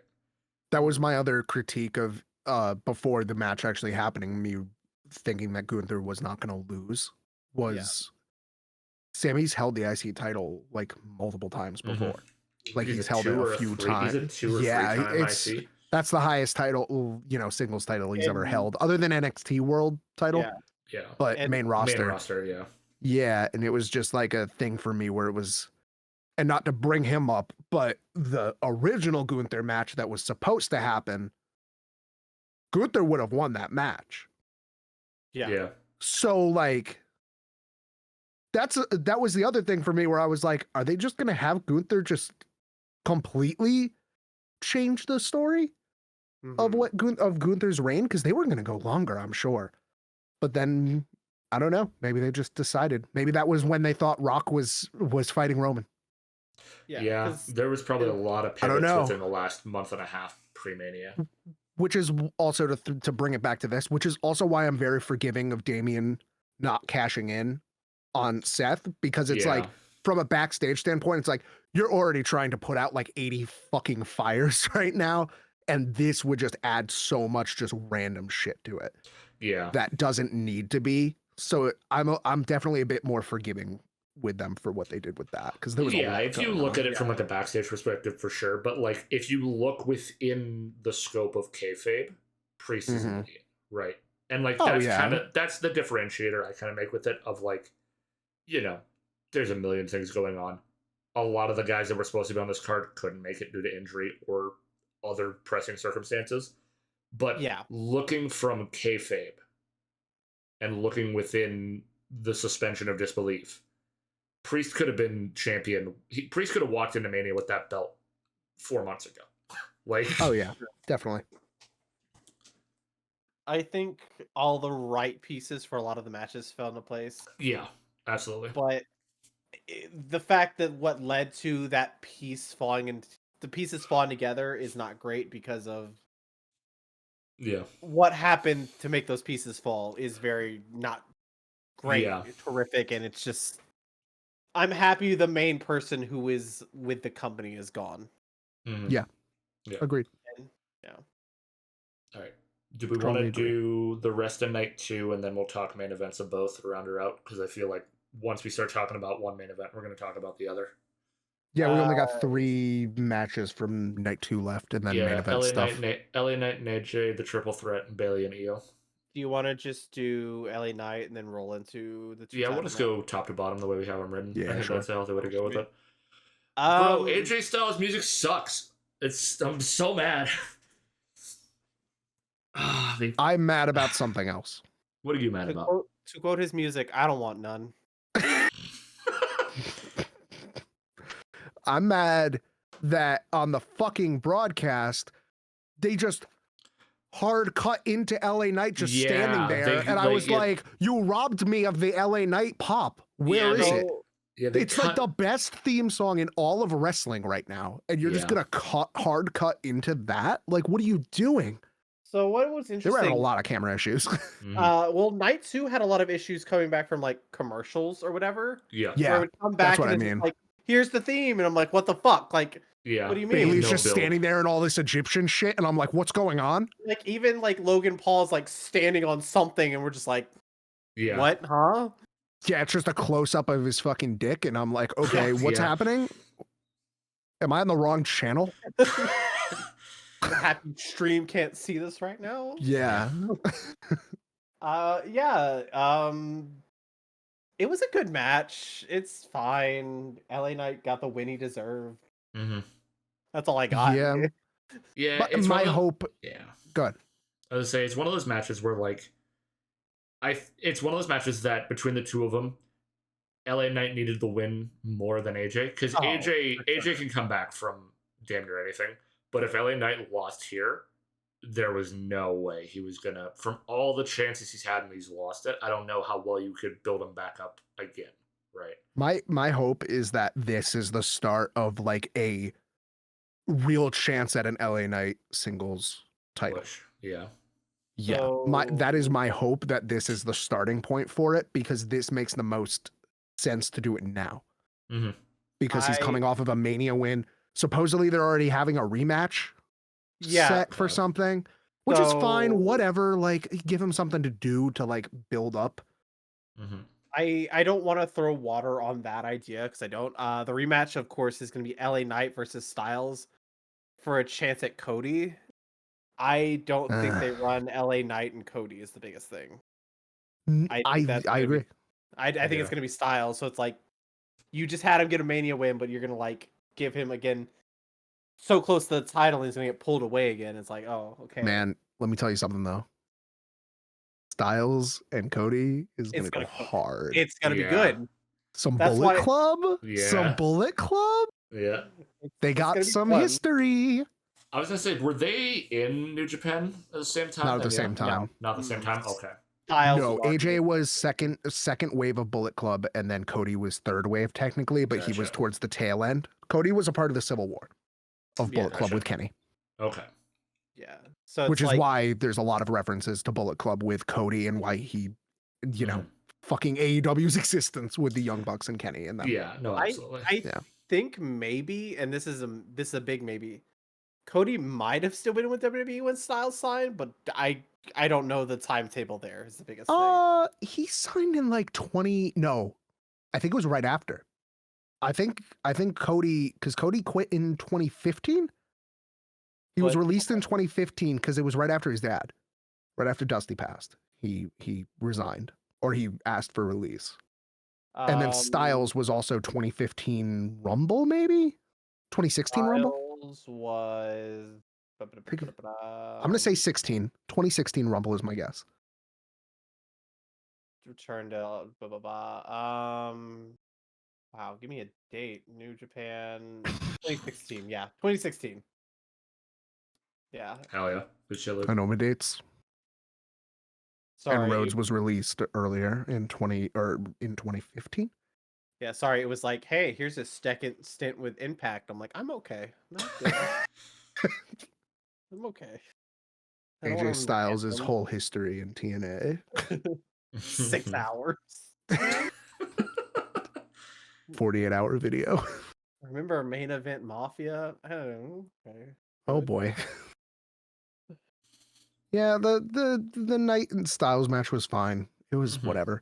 I'll be honest. I'm pretty sure we were mid conversation when we were watching that. Yeah. I was just like, yeah, it's fine. Like LA Knight's cool. I like LA Knight. You know, Styles is cool. I love Styles.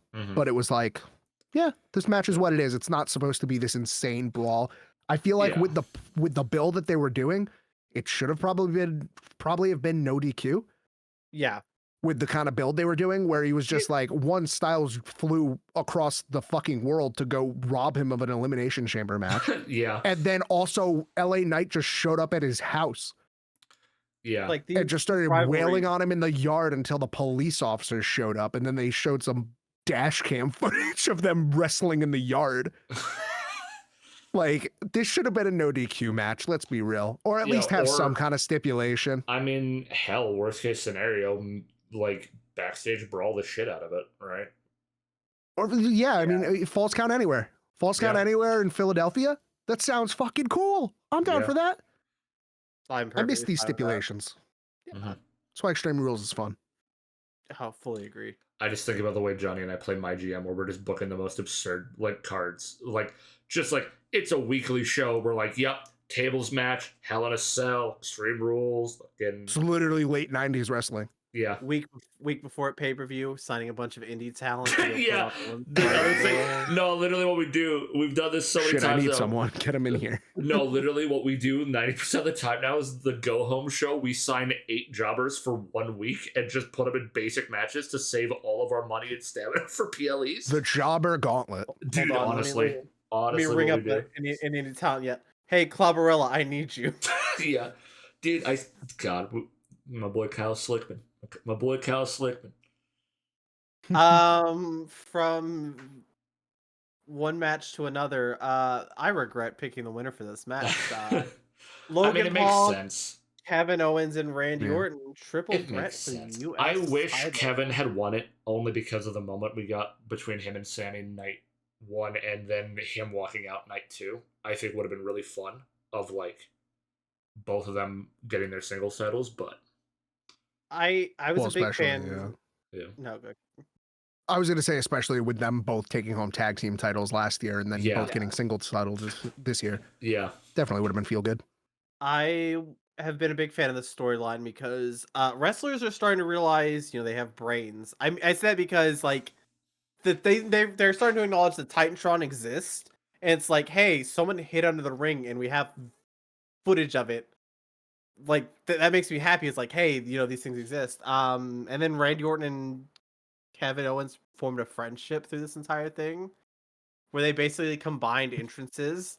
Where it's like, that was sick. That was fun. Cool. He goes all the way down to the ring. Randy Orton comes out and he goes fucking full reverse all the way back to the top of the ramp. Randy, slow down, Kevin. Slow down. Yeah.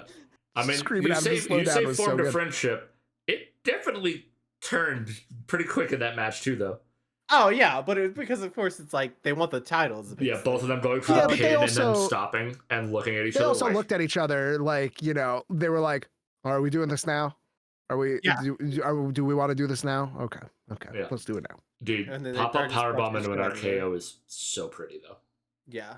God, that's my favorite thing about Mania Orton is you always know you're gonna get some insane spot. Yeah. You're gonna get something real cool. My first WrestleMania coming back to watching wrestling after I stopped for forever was Mania 31, which was the stomp into the RKO. The curb stomp into the RKO. Yep. And I was like, that was my first time I ever saw Seth Rollins do anything. And I was like, oh, this is not the same as when I watched a while ago. This is why is this person really athletic? Yeah. So fun fact about that, they couldn't get that down in rehearsal. No, they could never get that down. And they said, fuck it, let's do it live. And it was the most beautiful RKO of all time. The funny part is because Randy's, I've seen the interviews with it. Randy's reaction where he's just like going feral. He was supposed to go for the pin, but he just forgot because he was just fucking hyped that they finally got it. Up. Also, real quick, respect to Randy Randy came out, and when he was standing in that ring, he took his time. He took his time because he was like, I haven't been here in years. I haven't been in this moment for years, and I'm gonna take this shit in. Mm-hmm. Randy at a certain point, if we want to promote them, we can. Whatever. Kick the shit out of an individual, and then gave the most vicious looking RKO I've seen in quite a bit of time. What made me happy is after the fact that individual tweeted himself crying with a neck brace on saying, this shit's real. This shit's real. Yeah. And I was like, haha, fuck you. Yeah. This is where my my politics come out. Yeah, but it was a very good match. Again, I will die on this mountain where I hate Logan Paul, but he's a really good wrestler. Yeah, you got to give him props for being good in the ring. Yeah. He's very, very good in the ring. He knows what he's doing. It clicked. And we had talked about this before the podcast. It makes sense for him retaining because his brother has a fight on Netflix. The Netflix deal kicks in next year, and you want as many eyes on this title and this company right now as you can because he pulls it's worth eyes outside of the wrestling community into the wrestling community. Whereas if if he's walking his brother down with that belt. Whereas if Kevin or Randy have it, the people who are fans will appreciate it, but you don't pull any new audience. Whereas with him, he can pull a much larger net in, right? Yeah, and you of course said this as well, Chris, previously. That title is front and center on this podcast because he's like, hey, I earned this shit. I'm gonna fucking have it around. And yep. I respect that at least. He gives the title it's like lineage and it's worth having it speak. Hey, this title means something to me. Yeah. You know, for the longest time, like the US title didn't mean much. The IC title didn't mean much. The tag titles, of course, at a long periods of time under old management didn't mean anything because someone hated tag wrestling.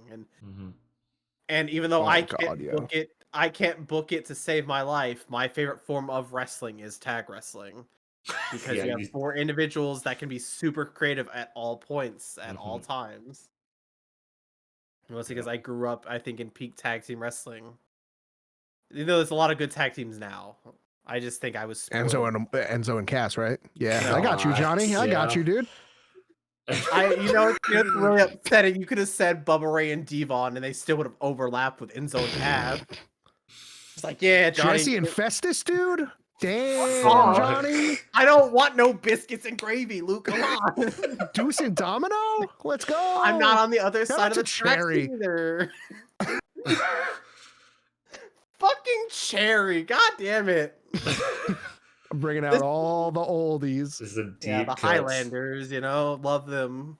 Shout out to 2007 wrestling. They weighed 12 stone and hailed from Scotland, and that dude showed up on Impact and got fired because of it. Yep. It's one of the greatest moments because, like, the camera pans on him. He sees the camera on him. He just does one of these, and you can see in his eyes, he's like, I just got fired. Yeah, you can hear the phone call already.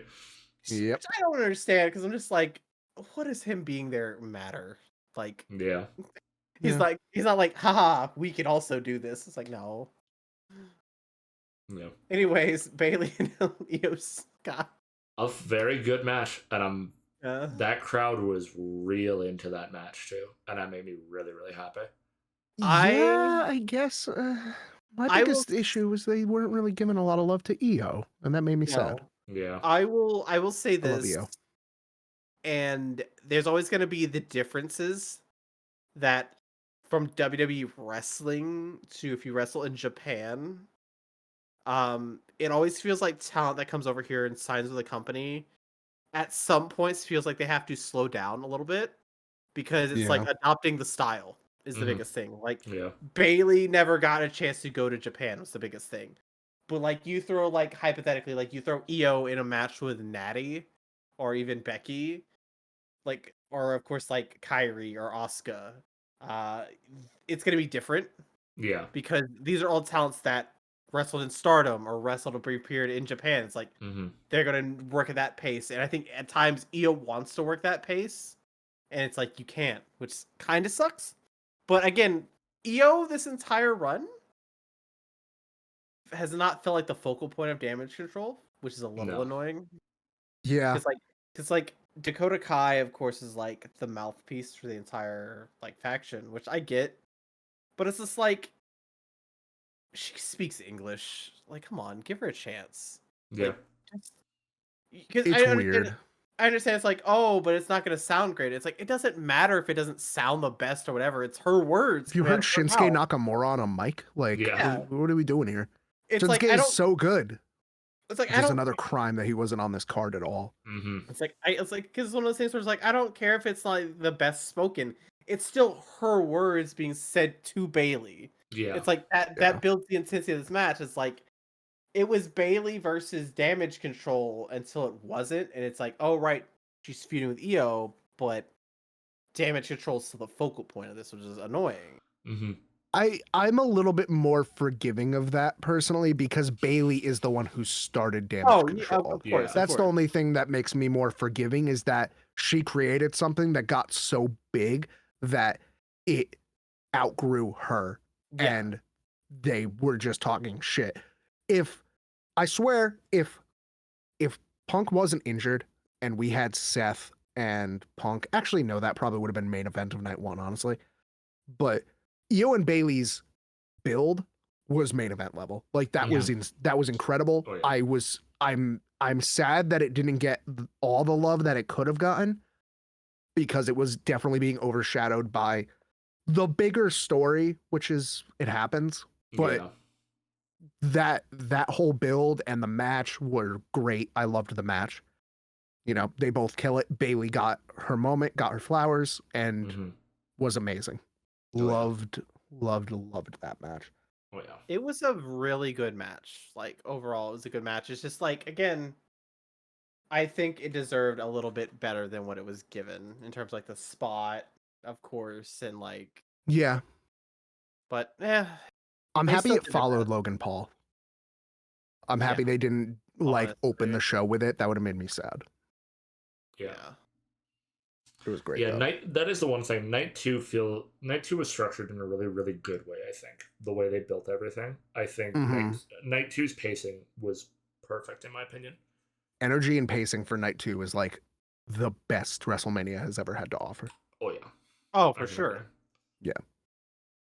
Which in addition to what we were talking about earlier as well with like rating the WrestleManias, I'll be honest, I don't know if I would say that this is the best WrestleMania ever, but it is 100% in the conversation for it. Oh yeah. Of like the best manias that have ever, like from point A to point B or beginning to end. From 1 to 40. This match or this whole, you know, weekend was amazing. I loved everything about it. Yeah. There were little things I wish they changed, but yeah, but there's always going to be, right? Like I don't think it, and it's one of those things of like, you know, a lot of the things we've talked about already, you know, there's probably a lot of things that we're happy with that other people aren't. I know that there's some things already, right? Like, you know, it's one of those things of there will never be a company in this world that can book an event as big as this front to back that everyone's happy with, right? So you got to make it the most entertaining, and if you aren't happy with the outcomes, at least it hopefully keeps you invested to see what the payoff is. Yeah. Right. Even like we were saying with Jay and Jimmy, right? Of like we weren't happy necessarily with how the match went, but seeing what's happened already since is like, okay, now I'm interested again. Right. Well, it's the same thing as, you know, WrestleMania 39's ending. Yep. People still say that people are still saying that he should have won last year, and I'm sitting here like, I disagree. I have to disagree. What we have now, I'm fine with how it went at the end of 39. In the moment, I was miserable. Yeah, I was sad. I was sad, but then immediately the thought crossed my mind of hard times. Yeah, hard times. Cody's got to go through hard times. He's only been back a year. The adversity. And he's gonna do it. He's gotta go through it, dude. I think because we looked at it as like, what are they gonna do for the next year? Is like the biggest thing. That was we have to endure another Roman year, rather than change. Mm-hmm. That's of course when they introduced like everything else, and it paid off. Yeah. Because again, Roman wasn't showing up a lot, but it's like when he did, he was still putting on great matches. So yeah. This is why, even though we have, you know, it's like they're calling it like a new era of everything with Paul, like this is the Paul Levesque era, or other people are calling it the Renaissance era of WWE, which I like that name. I love that name. They're calling it that, and it's like, yeah, they really are changing everything and making it new because it's no longer doing shit just to do shit. It's now there are reasons behind everything. There is storytelling. They are calling back to things that happened 10 years ago and making that shit feel like it matters now, when back then it was just a choice that they made to further whatever they were doing in that moment. not thinking 5 years ahead. But you could take those things and be like, no, now we can make this actually, we can make them feel more than just happiness for a win. Because without that, I don't think we're getting thank you Roman chants the next night.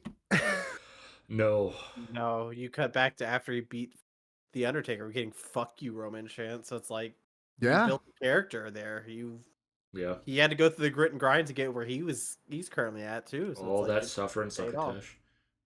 God damn. What the fuck, dude? Bro, come on. All right. I'm here to declare the Royal Rumble.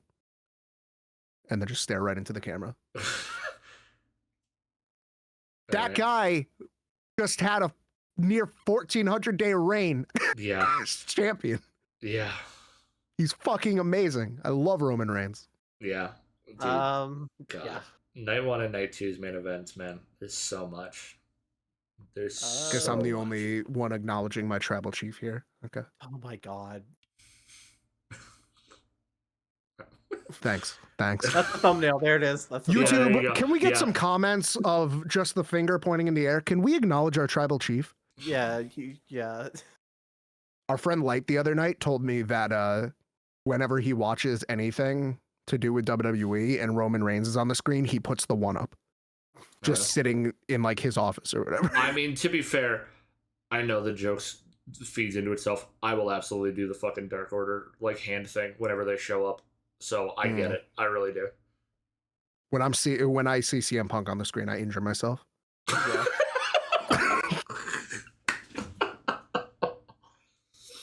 No, but I do all that shit. I do all that shit too. When Ospreay shows up, I throw the fucking like all of it, man. Whenever I walk into work every morning and we go through sliding glass doors, I just tap on it a few times. Like I go, real glass. Anytime I see a Guardians of the Galaxy movie, I walk 1,000 miles. I would love to imagine it's like you and Maple going to see like hypothetically the next Guardians movie, and you're just like, hey, I gotta go. Fucking you're just flipping channels at home, and it just goes on for like half a second. You're like, fuck. Yeah. See you later.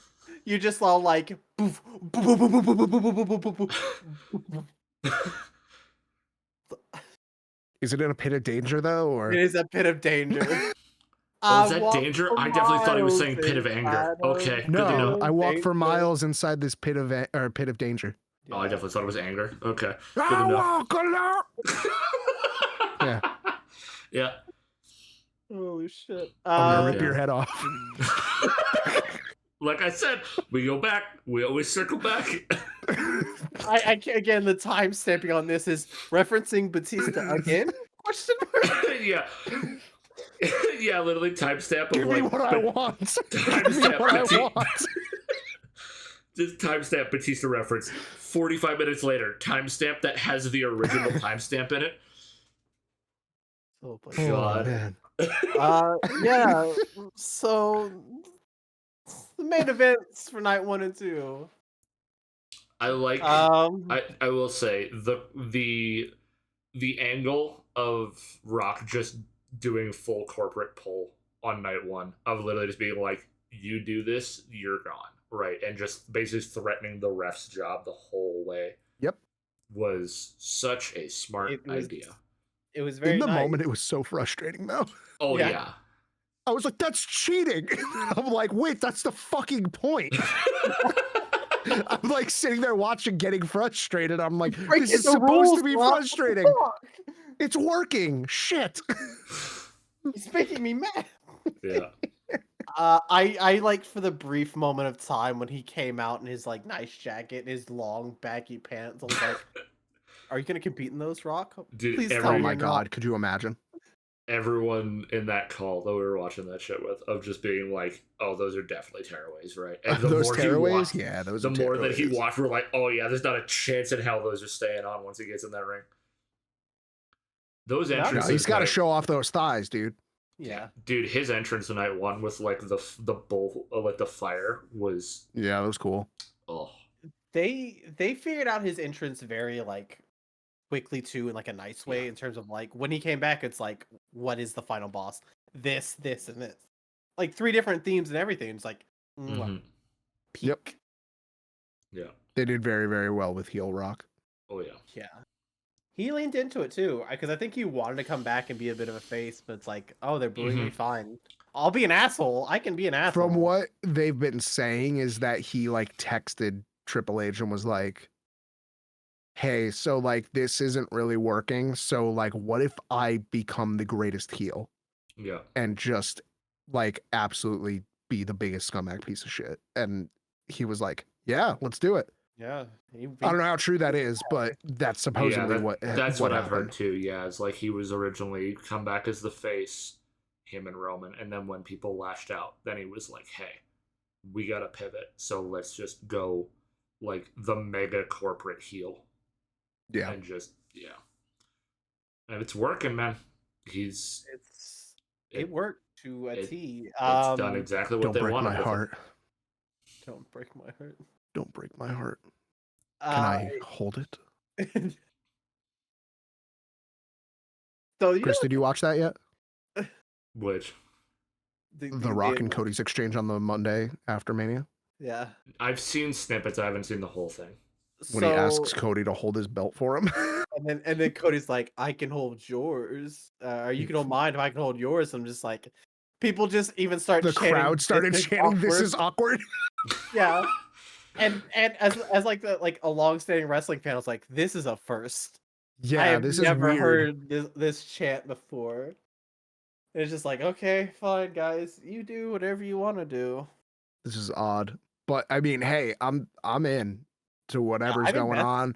I'm invested. I'm invested in what they're doing. We should probably talk about the main event before we talk the night after Mania. That's true. 45 minutes later, Bloodline Rules is established for night 2. Bloodline Rules established. Cody and Seth look utterly defeated. Cody takes the pin from Rock. Yeah. Cody takes the pin from Rock, which I think we're gonna build on in the future. So. Yep. Also, Seth was dead for about the last 5 minutes of that match after that spear through the barricade, dude. Holy shit. That's true. Seth is always willing to work and like do the best he can to put over people, and it made me happy. That shot as well, though, like the exact same mirrored shot of like the close up on Cody sat in the ring with, you can see Rock Roman in the back, same as 39 where he lost and Roman's in the back of the shot. It's just and I think we ended the night with Michael Cole being like, "Is this going to be tomorrow as well? Like, it's like he's already at like a huge disadvantage, and we're just going to see this tomorrow." And leading into night 2 until Cody's entrance, no one saw Cody the entire evening. Yep. We didn't know if Cody was there. We knew Cody was there, but it's like we didn't know if Cody was there, what's happening, what's going on, and then they even have the moment also where they interviewed Heyman. And they said, "What does Bloodline Rules mean?" And he said, "What the fuck do you think it means?" And then just left. Yeah. And it was like, I was sitting there like, I mean, I guess it's just no DQ is just what it is. And I wish there was more to it. I do wish there was significantly more to that concept. Because it was like has to in a specific way or something. Yeah, it's like, I know you're trying to make everything about the family, but like at least add like its own little spin to it, I guess. Yeah, like because they started to say that. The Rock said that on SmackDown once, where he was like, "It's whatever we want.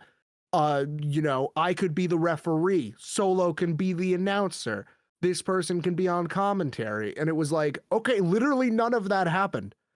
Yeah, it almost feels like night 1 with corporate Rock calling the shots should have been more of what night 2 should have looked. That's what I expected.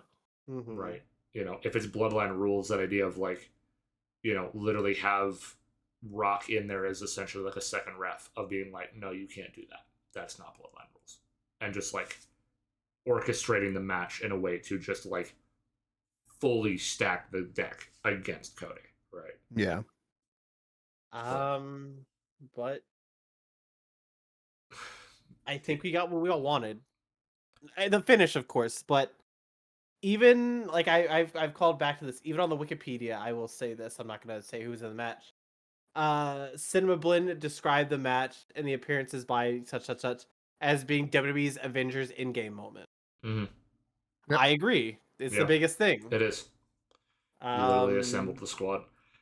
Dude, Yeah. I will say, I am happy night one ended the way it did, because Luke, you and I had talked so much going into that of if like Cody needs to lose night one, because if he wins night one, then He's losing night two. yeah, he's He's losing definitely night losing two. night two, and the anxiety we would have had would have been so much worse. I was absolutely convinced I knew what the finish was going to be of night one. Mm-hmm. And then it happened, and I was like, yeah. Because we talked about it too, about, who pins who. And Yeah. my whole thing was Cody needs to look the weakest he possibly can be. Because he is the biggest story. And that was my whole ideology for it, was Cody needs to look like there's no shot he's winning tomorrow. Yeah. And the only way that can happen is if he gets pinned. And I think The Rock pinning him makes the most sense, because the one thing about this story that has led to Mania that felt weird was it didn't feel like a build of Cody and Roman. It felt like a build of Cody and Rock. Yeah. Because The Rock was going out there and beating the shit out of him. Mhm. The Rock was going out there and talking shit directly to his face more than Roman ever did. Yeah. They did one instance where Heyman invited Cody to SmackDown and said, come to SmackDown alone, and Roman will come alone and you guys can talk yourselves. And it was extremely underwhelming. It was the one where it ended where the bloodline comes out and then Seth and Jay come out as well to show Yeah. they're the same. Yeah. It was an all right promo, but it was extremely underwhelming, and it felt like they were only doing it for the video package that would play before the match. For sure. Yeah. Yeah. You know what I mean? But that was definitely one of my I just had this feeling like Cody needs to look worse. Mm-hmm. Cody needs to look bad in this match, and that'll make him winning tomorrow that much better. Oh yeah. Dude. I don't know. I loved that match. It was we kept saying night one main event was Infinity War, night two would be Endgame. Yeah. And dude, night two, oh my god, dude. There's so much. There's so much with it, man. Only thing I will say on a negative from it, dude, that helmet mask thing he was wearing was not it, Chief. Did you see people were joking and saying that his tattoo got too out of control? Oh my god. I don't remember. Oh yeah, my immediate thought. So, because you and I had deafened in the call. Yeah, we deafened because I wanted to hear the pop. You want to know what I said to myself where no one could hear when he rolled up in that? I'm like, this motherfucker took the disco ball out of fucking Spooky Island from the live action Scooby Doo, because it looks the fucking same to me, dude. So, something that I noticed after the fact. Hold on. Something I noticed after the fact with Cody's entrance. Mm-hmm. If you listen back to the very beginning when it's showing all the burning flags, if you listen to the music that's playing, it's playing Kingdom, but to the same exact key as Roman's entrance. No Really? It is the shit. exact same That's key, but fucking it's cool. Kingdom. And it is so, and with the burning flags, each flag, from what I heard, people are assuming that each flag is representative of all of the wars that he's won on his way to this fight. That's That's fucking awesome. And all of those flags are stamped in the ground and on fire. And That's sick. so if you listen back and you listen to the song, it is in the key of Roman's theme, which is fucking awesome. Yeah, that's so That- sick. It is a very, very cool little thing that they just added in the there subtle that details. is so when you realize it, it's that's really cool. Mm-hmm. So I love that though. The entrances were sick. The entrances were sick. Do we want to talk about the special guests we got during this match? I want to talk about the special guests. I'm not gonna lie, because oh my god, there's dude. I have one that I want to talk about the most because I think it is the Go tail for end it. of everything. Yep. I For know a what you're gonna brief- say. I don't think you do. For a brief period of time, hearing fucking Sierra Hotel India Echo Lima Delta Shield my brain went a mile a minute. I was like, no fucking shot. Like whatever. You thought it was Mox? I low A key thought it lot was of people. Mox. A A lot of people did. A lot Just of people for- thought it was Mox. Just for a brief period, and then Seth's there in the ring, just holding a chair. Why? Dude, You're not doing that anything. moment is. He was so there good. so that he could be there for one other moment. Yeah. Yeah. That was the deciding factor. We'll get to that moment in a second. Yeah. You guys want to talk about the other very special guests we got? We got two for sure, but yeah, there's.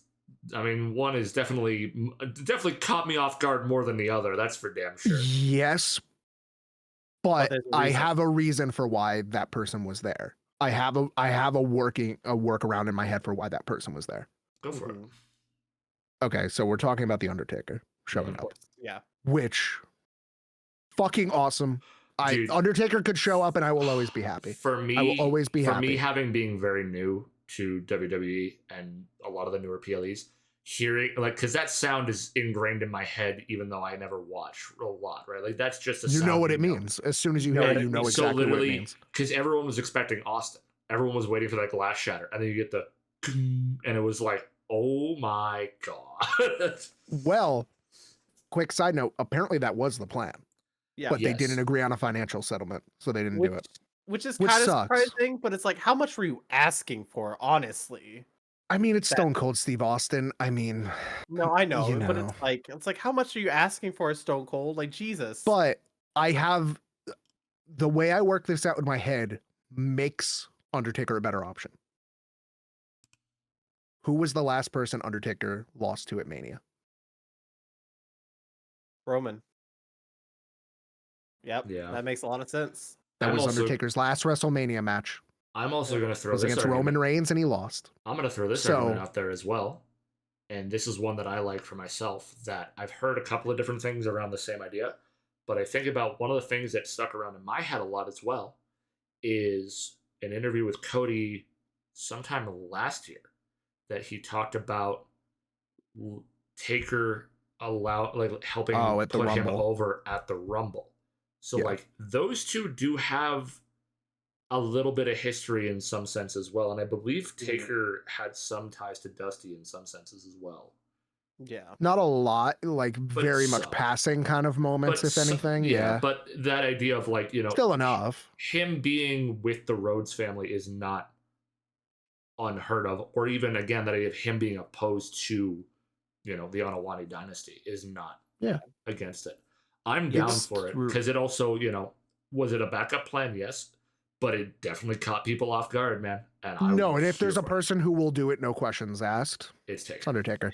He's a guy who's been loyal to this company for long fucking time. Yeah. So long. His entire career is owed to this company. Mm-hmm. And, you know, a lot of the success of this company is owed to him. Oh, yeah. Mhm. So, you know, there is an extreme mutual respect for the business. Mm-hmm. So it's like, I'm happy I got to see him as well. Like that moment just. Yeah, seeing Stone Cold would have been sick. Don't get me wrong. Yeah. I'm a Stone Cold fan, you know, That's diehard Stone Cold fan. I do find it funny that right after Mania, he posted a video of him with the cat on his ranch. Yeah. Just talking about like a lot of people are wondering how this cat's doing. And then he started talking about the cat, and people were like, "What the fuck, Steve? Where were you?" It is one of those things where I think they got the two people that money was never going to be an issue is the biggest thing because they are such tried and true. Yeah, loyal to the brand. Well, yeah. I mean, you look at John Cena, who we haven't even talked about yet, and John Cena, WWE still owns his name. WWE still gets money from everything John Cena does. Yeah. Every single movie, and John Cena is so okay with that. At least as far as we know, he's fine with it. He's talked about it in the past about how he is grateful for that. Mm-hmm. But Cena coming out, I mean, it was, you know, that was, I think, maybe the biggest pop of the night, in all honesty, was Cena's music hitting. Which I even said when we were watching it live, when Solo came out and we were talking about if Cena might come out, I even said, because I remembered in the moment, the last thing Cena did before he left last time was he gave shit to Solo, because Solo like Samoan spiked him like 3 times, and then he went out there and his like throat was all fucked up. Yeah. And he was just like, I can barely talk, but I'm still gonna roast you Like, and he just started attacking him. Mhm. And then Cena left because it was during the strikes. He left, came back, and it was like the moment you had that camera shot of Solo in the ring with Cody on the ground, Reigns trying to pin him, Cody kicks out, and that camera shot is just looking at hard the on ramp. Solo from It is- underneath the bottom rope, and it's aimed right at the entrance ramp. I started screaming. Yeah, you were. I started going screaming. feral. I was like, this camera shot is absolutely intentional. You cannot tell me this is not intentional. And Yeah. then you hear that fucking music hit.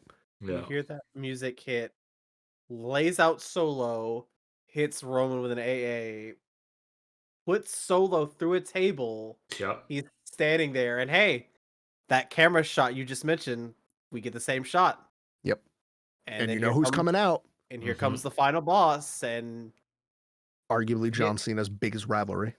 history repeats itself. We get Cena and Rocket Mania.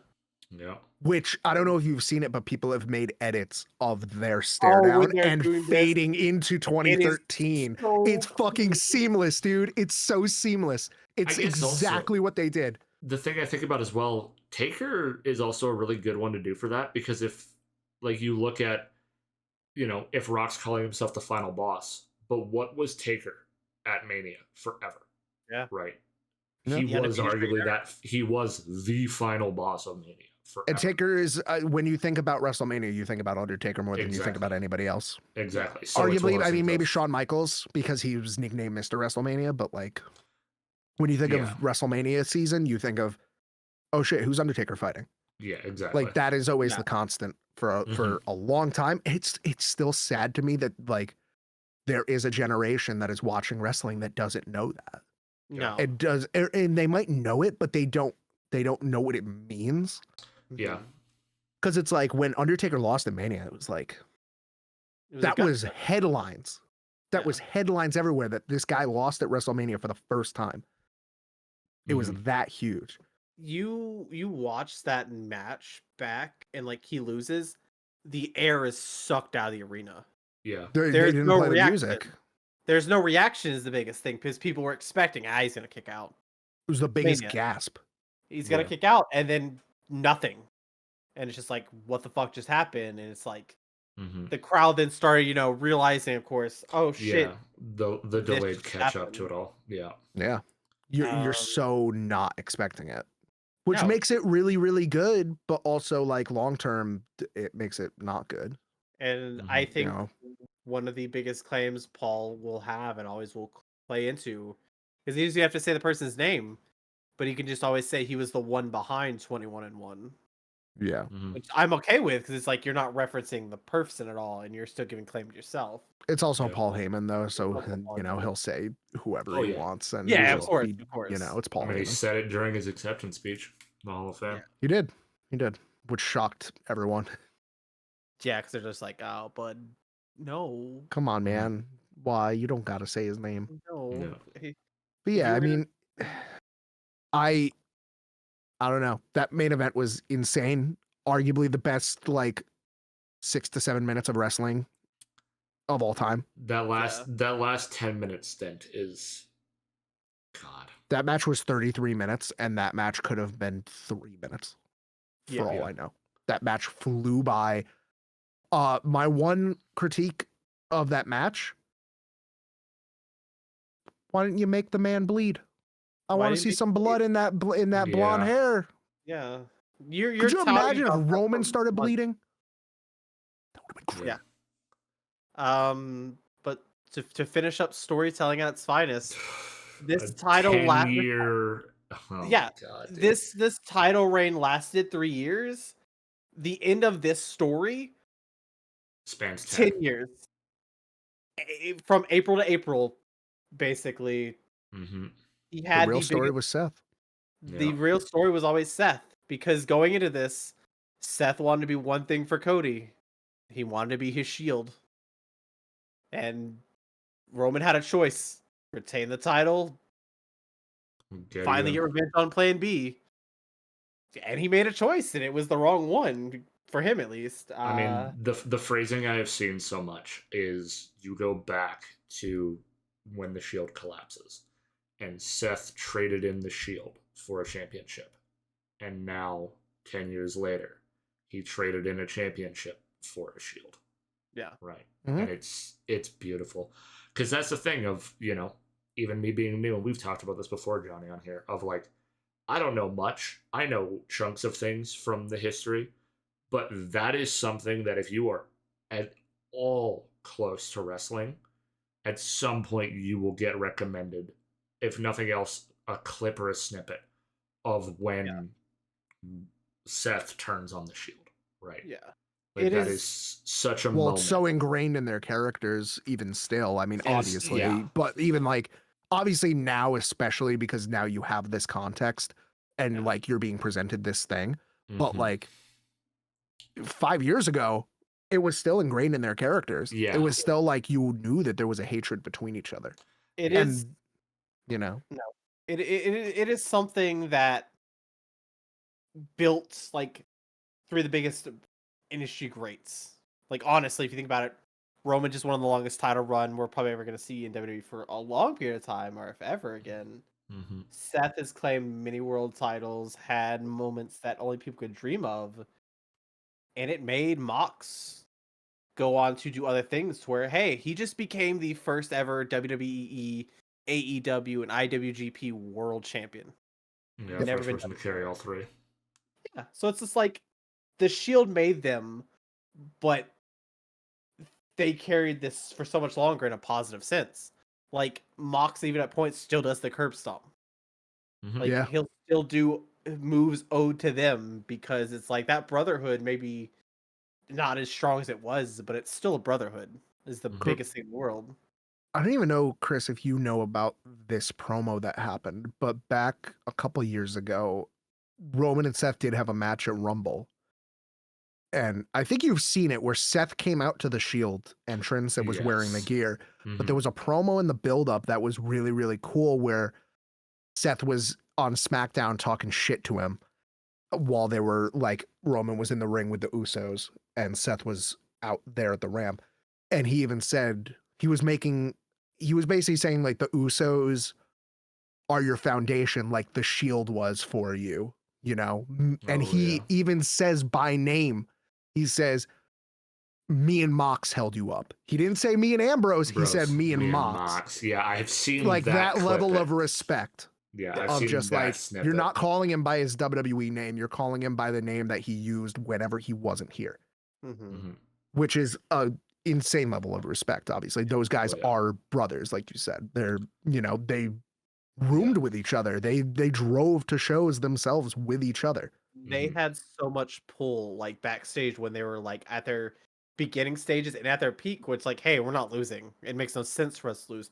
And they had to change matches like on the fly. So it's like, fine, you guys can win or whatever. Because it's like, if they lose, it's like you've built this thing where it's like, we're not going to lose because we don't want to lose. At a certain point, Yeah. of course, they were booked to lose, but it's like, they didn't want to lose because it's like, why would we? We're the best. Like, We're supposed to be the best. Yeah. just as a brief thing, because I finished listening to Mox's book recently. He's like, it was one of his favorite times in the company because it felt like a family. And like he was talking about every single match is like, where the fuck do these Shield guys keep coming from? Because it's like they were such a well-oiled, firing on all cylinders machine. It's like they could read each other's minds in the ring, and it just worked perfectly. Because like that's what they had, and it's like even though they went their separate ways at points, it's like they would still like confide in each other backstage, even if they're on different shows at several different periods of time. Yeah. Mm-hmm. You talk about how, like, the bloodline in recent years has been such a prominent stable, but it's like the Shield is definitely, I think, if you're talking, like, if you're going to top five, like, best or greatest factions, I feel like Shield has to be in that conversation, if not in that list for sure. Easily. Right? Yeah, because the Shield could have lasted 10 years or like 3 years. It's like the stamp they left on the locker room and the careers they have had afterwards. It's like it speaks for itself. Well, there's a really interesting theory about them where it was a transitional period because that was when John Cena was starting to really step back from being a full-time guy, and they needed your next John Cena. You need your, just like how when The Rock stepped away, you needed your next Rock, or when Hogan stepped away, even though I hate Hogan, you needed your next Hogan. Like, you needed your next top guy. And WWE did a really weird fucking thing where they said, we're going to make it these three guys. We're going to take these three guys and make them the top guys.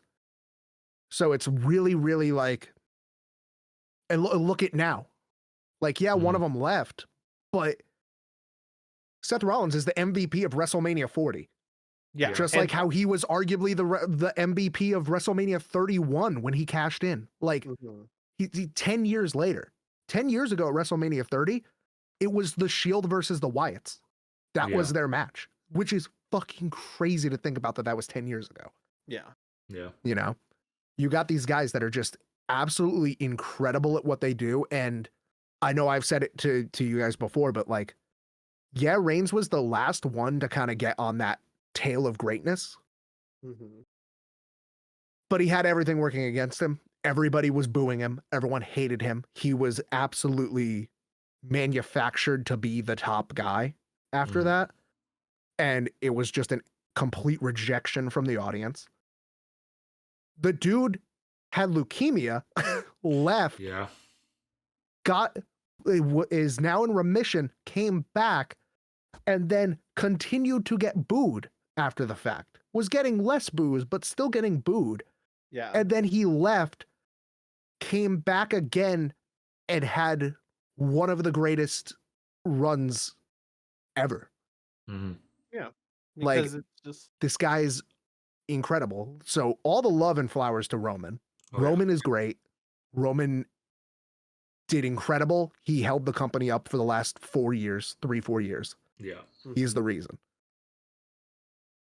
It's them as a whole. The Shield is like a paradigm shift basically for the entire industry. They've gone on. Thank you. They went on to do so many things for wrestling as a whole. That's Kurt Angle's finisher, guys. In case you didn't know YouTube. Oh, you're putting me in an ankle lock over here. No paradigm shift. Shut up. Sentimental nonsense. Chris, back to you. Dude, yeah, it just, there's so much, man. Like, that, I will say, and I will fully admit this, when that fucking 3 count hit on night 2, I fucking screamed so loud, and immediately I could feel that I was getting teary-eyed, because for me it was like, they built it so well between him losing night 1 and doing that same shot, and then, like, you know, again, for me especially, of like being so much newer to it, and like still being very invested in it, even though I understand a lot of, like, you know, the technical of it, and like, you know, even understanding of, like, you know, knowing that it's, you know, predetermined and everything like that. I'm still able to suspend so much of my disbelief on so many things with it if it's well put together. So like, that moment of him getting that 3 count, and then just all the emotions from a year ago of being like, he didn't win, he, you know, what's going to happen, how is this going to play out, and all of that, like, all of that weight and like distress from 39 being essentially washed away at 40 was fucking phenomenal, dude. It was so good, man. And like, it was probably the most excited I have been watching wrestling. Like, despite being an AEW mark for a lot of things and having a lot of really sick moments, I think the only other thing that has pulled that much of a reaction out of me was Copeland's debut, in just terms of excitement, right? Yeah. Because I had built myself up a week leading into that of like, he's showing up, and then the reality of like, but what if he doesn't? And then his music hitting, and I lost my fucking mind. But like, you know, other than that, I think for just the end of a match, this is the most I've gotten a reaction out of myself with this. And it's gonna lead into hopefully great things. Yeah. We're not done with the bloodline. We're just probably getting started, realistically. The only thing I would really change, and this is time itself, is goddamn, I wish his dad could have been there. Yeah. Yeah, true. I mean, that was even that one promo, right? Of like, I can't hand the belt to Dusty Rhodes, but His first promo. Mm-hmm. First promo after coming back. Mm-hmm. I don't know if you saw this, but in the press conference afterwards, he talked about how as soon as he walked through the curtain after he won, Triple H handed him a box, and he opened it, and it was the Rolex that Dusty had pawned to send Cody to acting school. No Holy shit. shit.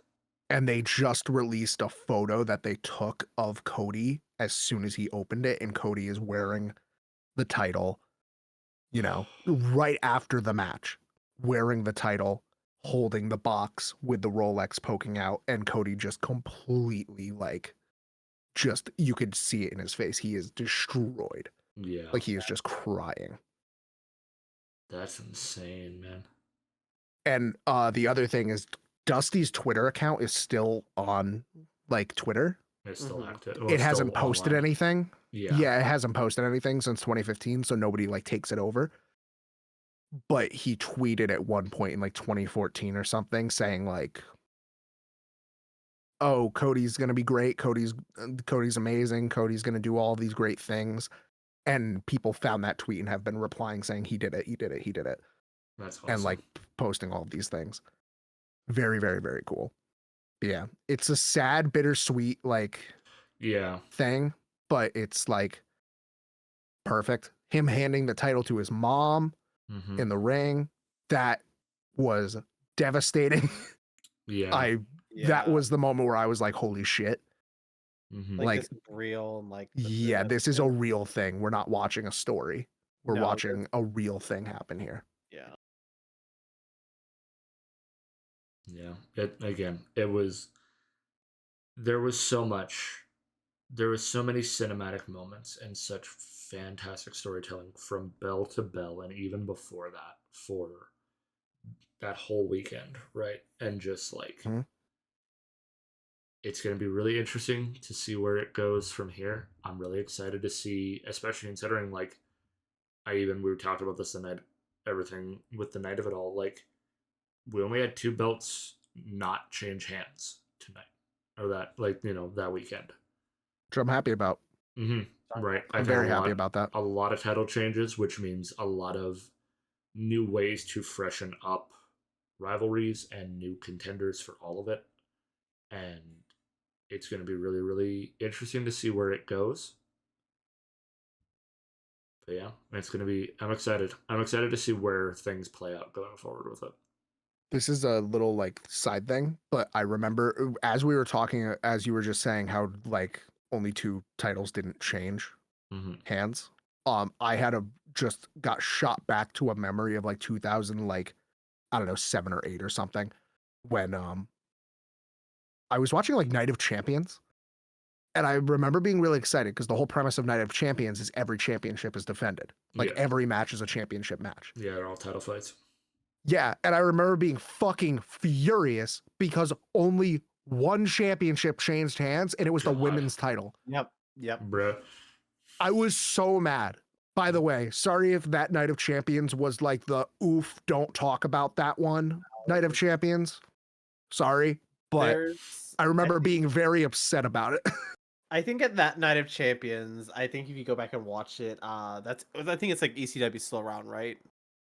Well, the WWE. the reason why, yeah. So the reason why I'm saying it might be the oof one is because that was No, not that match. Okay. There's these banners they have of every single title, everything is the world title, the WWE title. I think I've heard about this where one of the titles they didn't have the right photo or some shit. Yeah, the ECW title. You're right. It's a cruiserweight title, but it has like the ECW logo on it, so it's not even the right title. Well, was there an ECW cruiserweight title? There wasn't, right? No, well, I think there was. Well, because that was a whole thing with the world heavyweight title. The world heavyweight title, they still don't own the rights to it. So they had to change it to allow them to use it for as long as they did, and then they just stopped. And then the title got worse because they kept making smaller versions of it. And it's not the big gold belt anymore. It's just this like, it's kind of an average sized belt right there. 2 inches. So like, what the fuck? There it is. So here, if you want to include it, Chris, you can. This is the picture. Yep. I know. Yeah. So, that is the cruiserweight title, but it's like just throw the ECW logo on it. Also, Chris, if you want to include this, hold on. Oh, I can't wait to see what is being sent into this. There you go.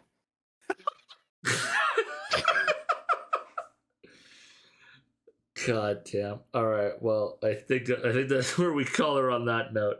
Could that be the thumbnail? Is the three of us, and in the background is the Batista choking? It's the three of us really small doing the fucking. Can I be the cameraman?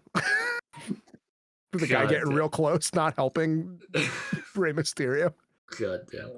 Well, Luke, thank you so much for joining us. I said almost said for having us. Yeah.